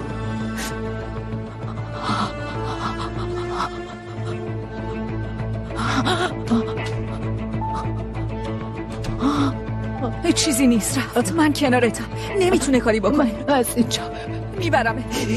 تو رو خدا من از اینجا ببر. میبرم میبرم. آروم باش عزیزم. آروم باش. ممنونم. داداش حسنی؟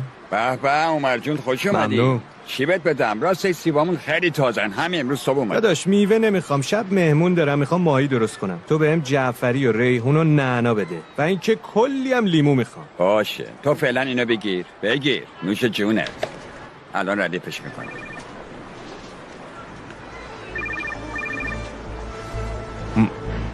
درست به موقع زنگ زدی. ماهیو خریدم، میخوام یه سالاد خوشمزم کنارش درست کنم. کمک لازم دارم. میتونی بیای؟ کجایی؟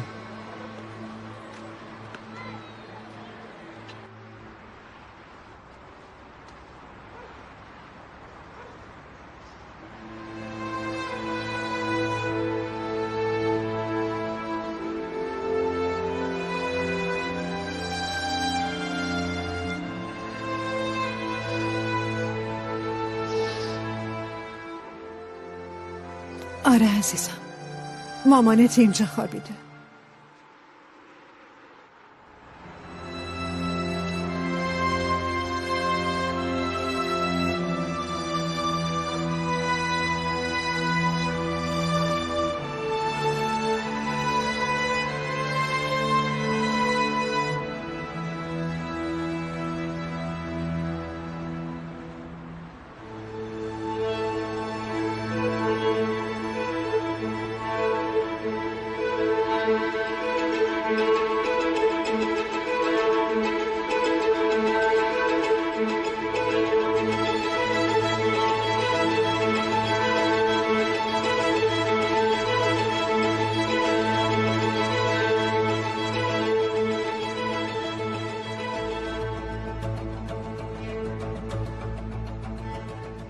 نه نمیشه، این کارو نکن. نمیشه عزیزم، نمیشه پسرم، نمیشه عزیزم. کاش میشد اما نمیشه. اگه میشد خودم این خاکا رو میکندم پسرم. مامان در آرامش اینجا خوابیده. قول میدم هر کاری از دستم بر بیاد انجام بده.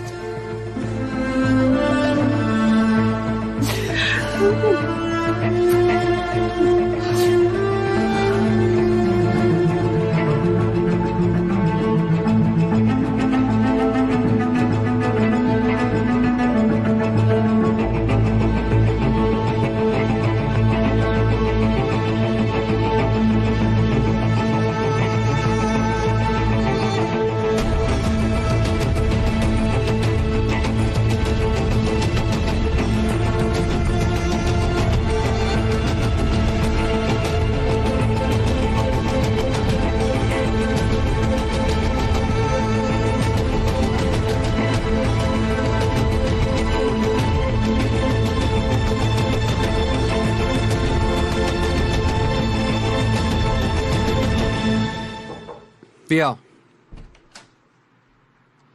خوش اومدی چلبی خان. ببخشید این وقت روز مزاحمتون شدم آقای دادستان. خواهش میکنم لطفا بفرمایید. گوشم با شماست. من یه خواهش خیلی مهم و خیلی فوری ازتون دارم.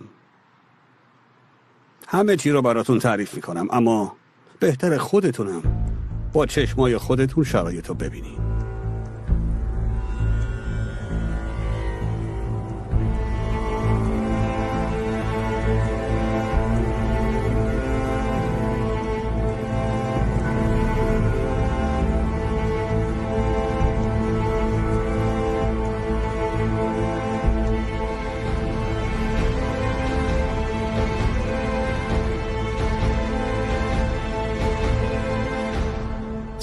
سلام. تو چرا اومدی؟ من خواهش کردم. مگه چیه بلا به دور باشه؟ ممنون. ببخشید تو هم خسته کردیم اما کس دیگه به جز تو به ذهنم نرسید. کار درستی کردی به من زنگ زدی. بذار کمکتون کنم. باش. ممنون.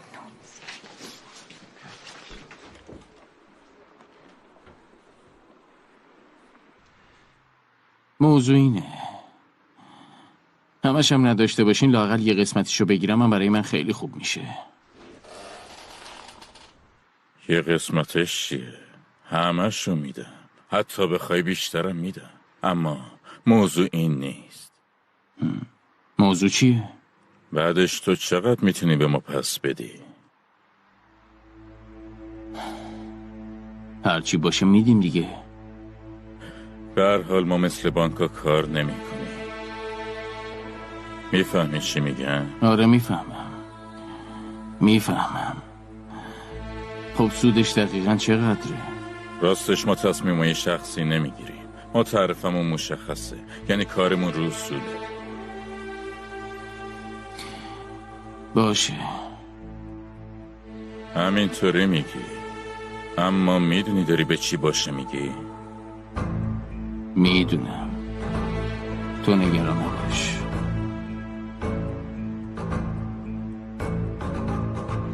من نگران نیستم.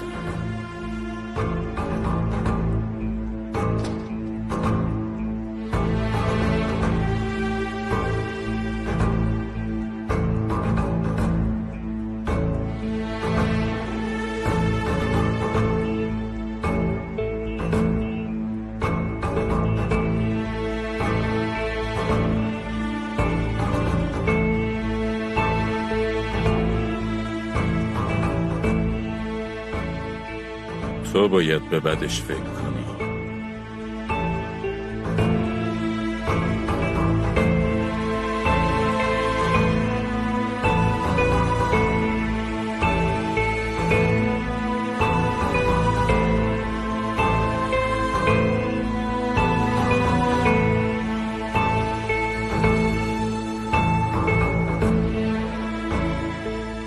چه اتفاقی افتاد؟ چلبی چطوری میتونه همه این کارا رو بکنه؟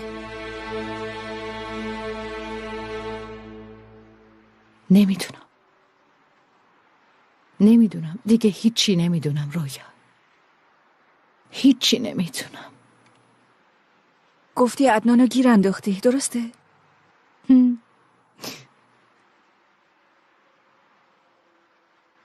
به خاطر دخترش رفته دکتر. خب چه ربطی داره؟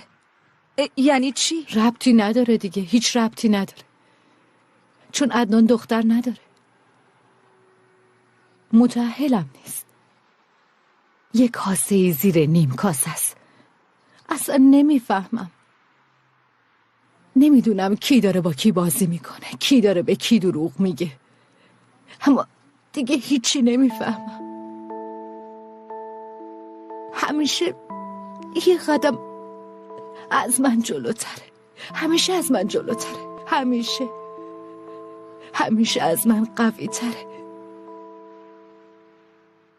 یعنی این یه مجادله نابرابر بین ماست.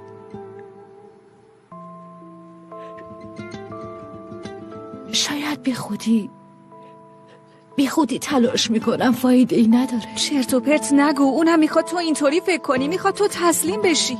جمره نکن. چیکار کنم تسلیم نشم؟ چیکار کنم؟ هر کاری میکنم بازم برنده میشه. چیکار کنم؟ خسته شدم. تازه اول راهم اما خسته شدم. به نظرم بعد از اتفاقای امروز در مورد این موضوع حرف زدن بیفایده است. تو هم جونت به لب رسیده، به نظرم بهتره یکم بخوابی، یکم استراحت کن. فردا مطمئنم بهتر میشی. یعنی چی میشه؟ نمیدونم چی میشه، اما به چیز مربوطه. اینطوری فکر کن، آدم وقتی حس میکنه به ته خط رسیده نمیتونه زیاد ته خط بمونه. یعنی وقتی به ته میرسی تمومه، بعد از اون دیگه چیزی نیست. برای همین آدم یواش یواش یا سریع دوباره از اونجا میاد بالا، اما هر جور شده میاد بالا.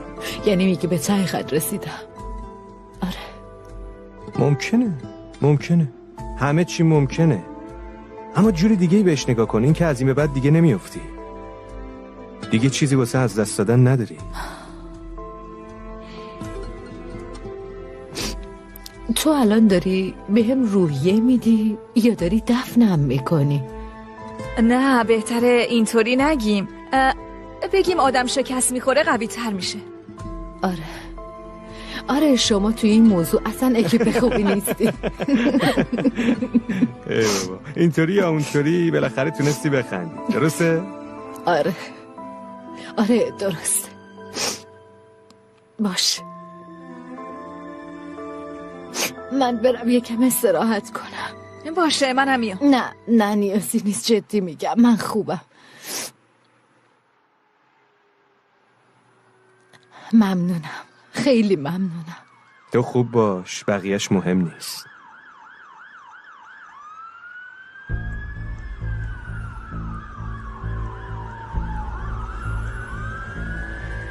چی شده؟ این چیه؟ نمیدونم.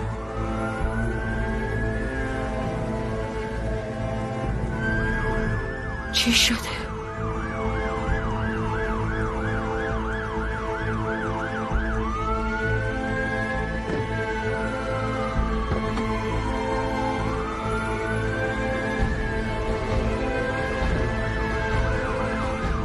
شب بخیر. بازم تو؟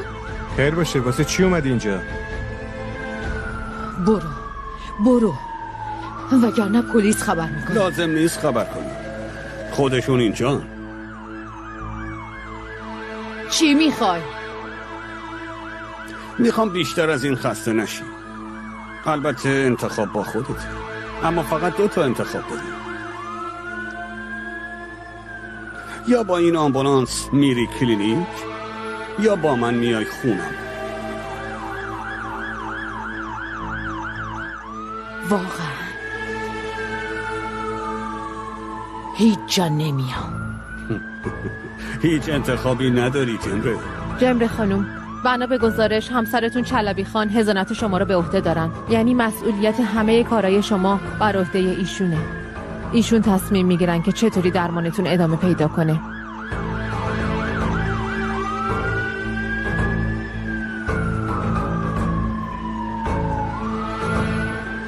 بهت گفته بودم جبره، به اندازه خودت خوب مبارزه کردی، اما توان تو خیلی کمه عزیزم، خیلی کمه.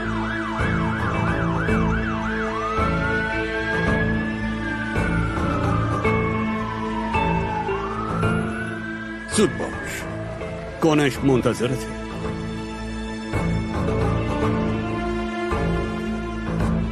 این مسخره بازی هم دیگه تموم شد. میریم خونم.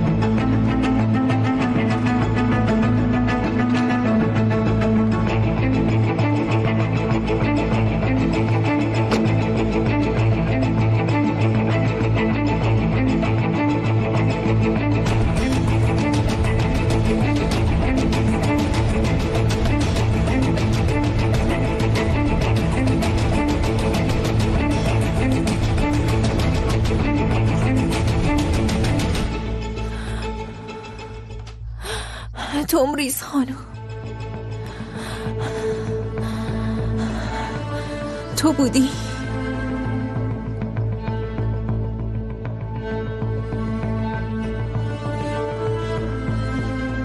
باید حرف بزنیم.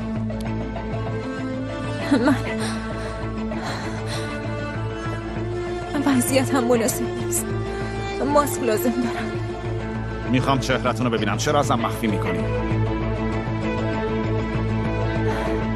نمیشه. لطفاً وایسی. دارین چی رو ازم مخفی میکنی؟ ها؟ من سر قبر چیچک اون بچه رو دیدم. علی خواهش میکنم. اون شب چرا اونطور رفتار کردی؟ وایسا.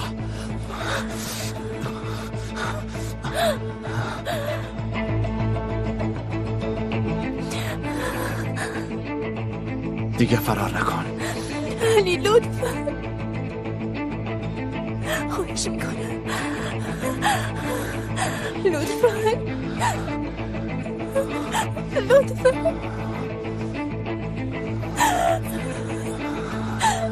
لطفا خواهش میکنم.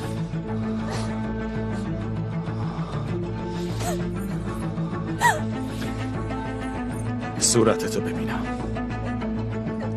نمیشه. خواهش میکنم.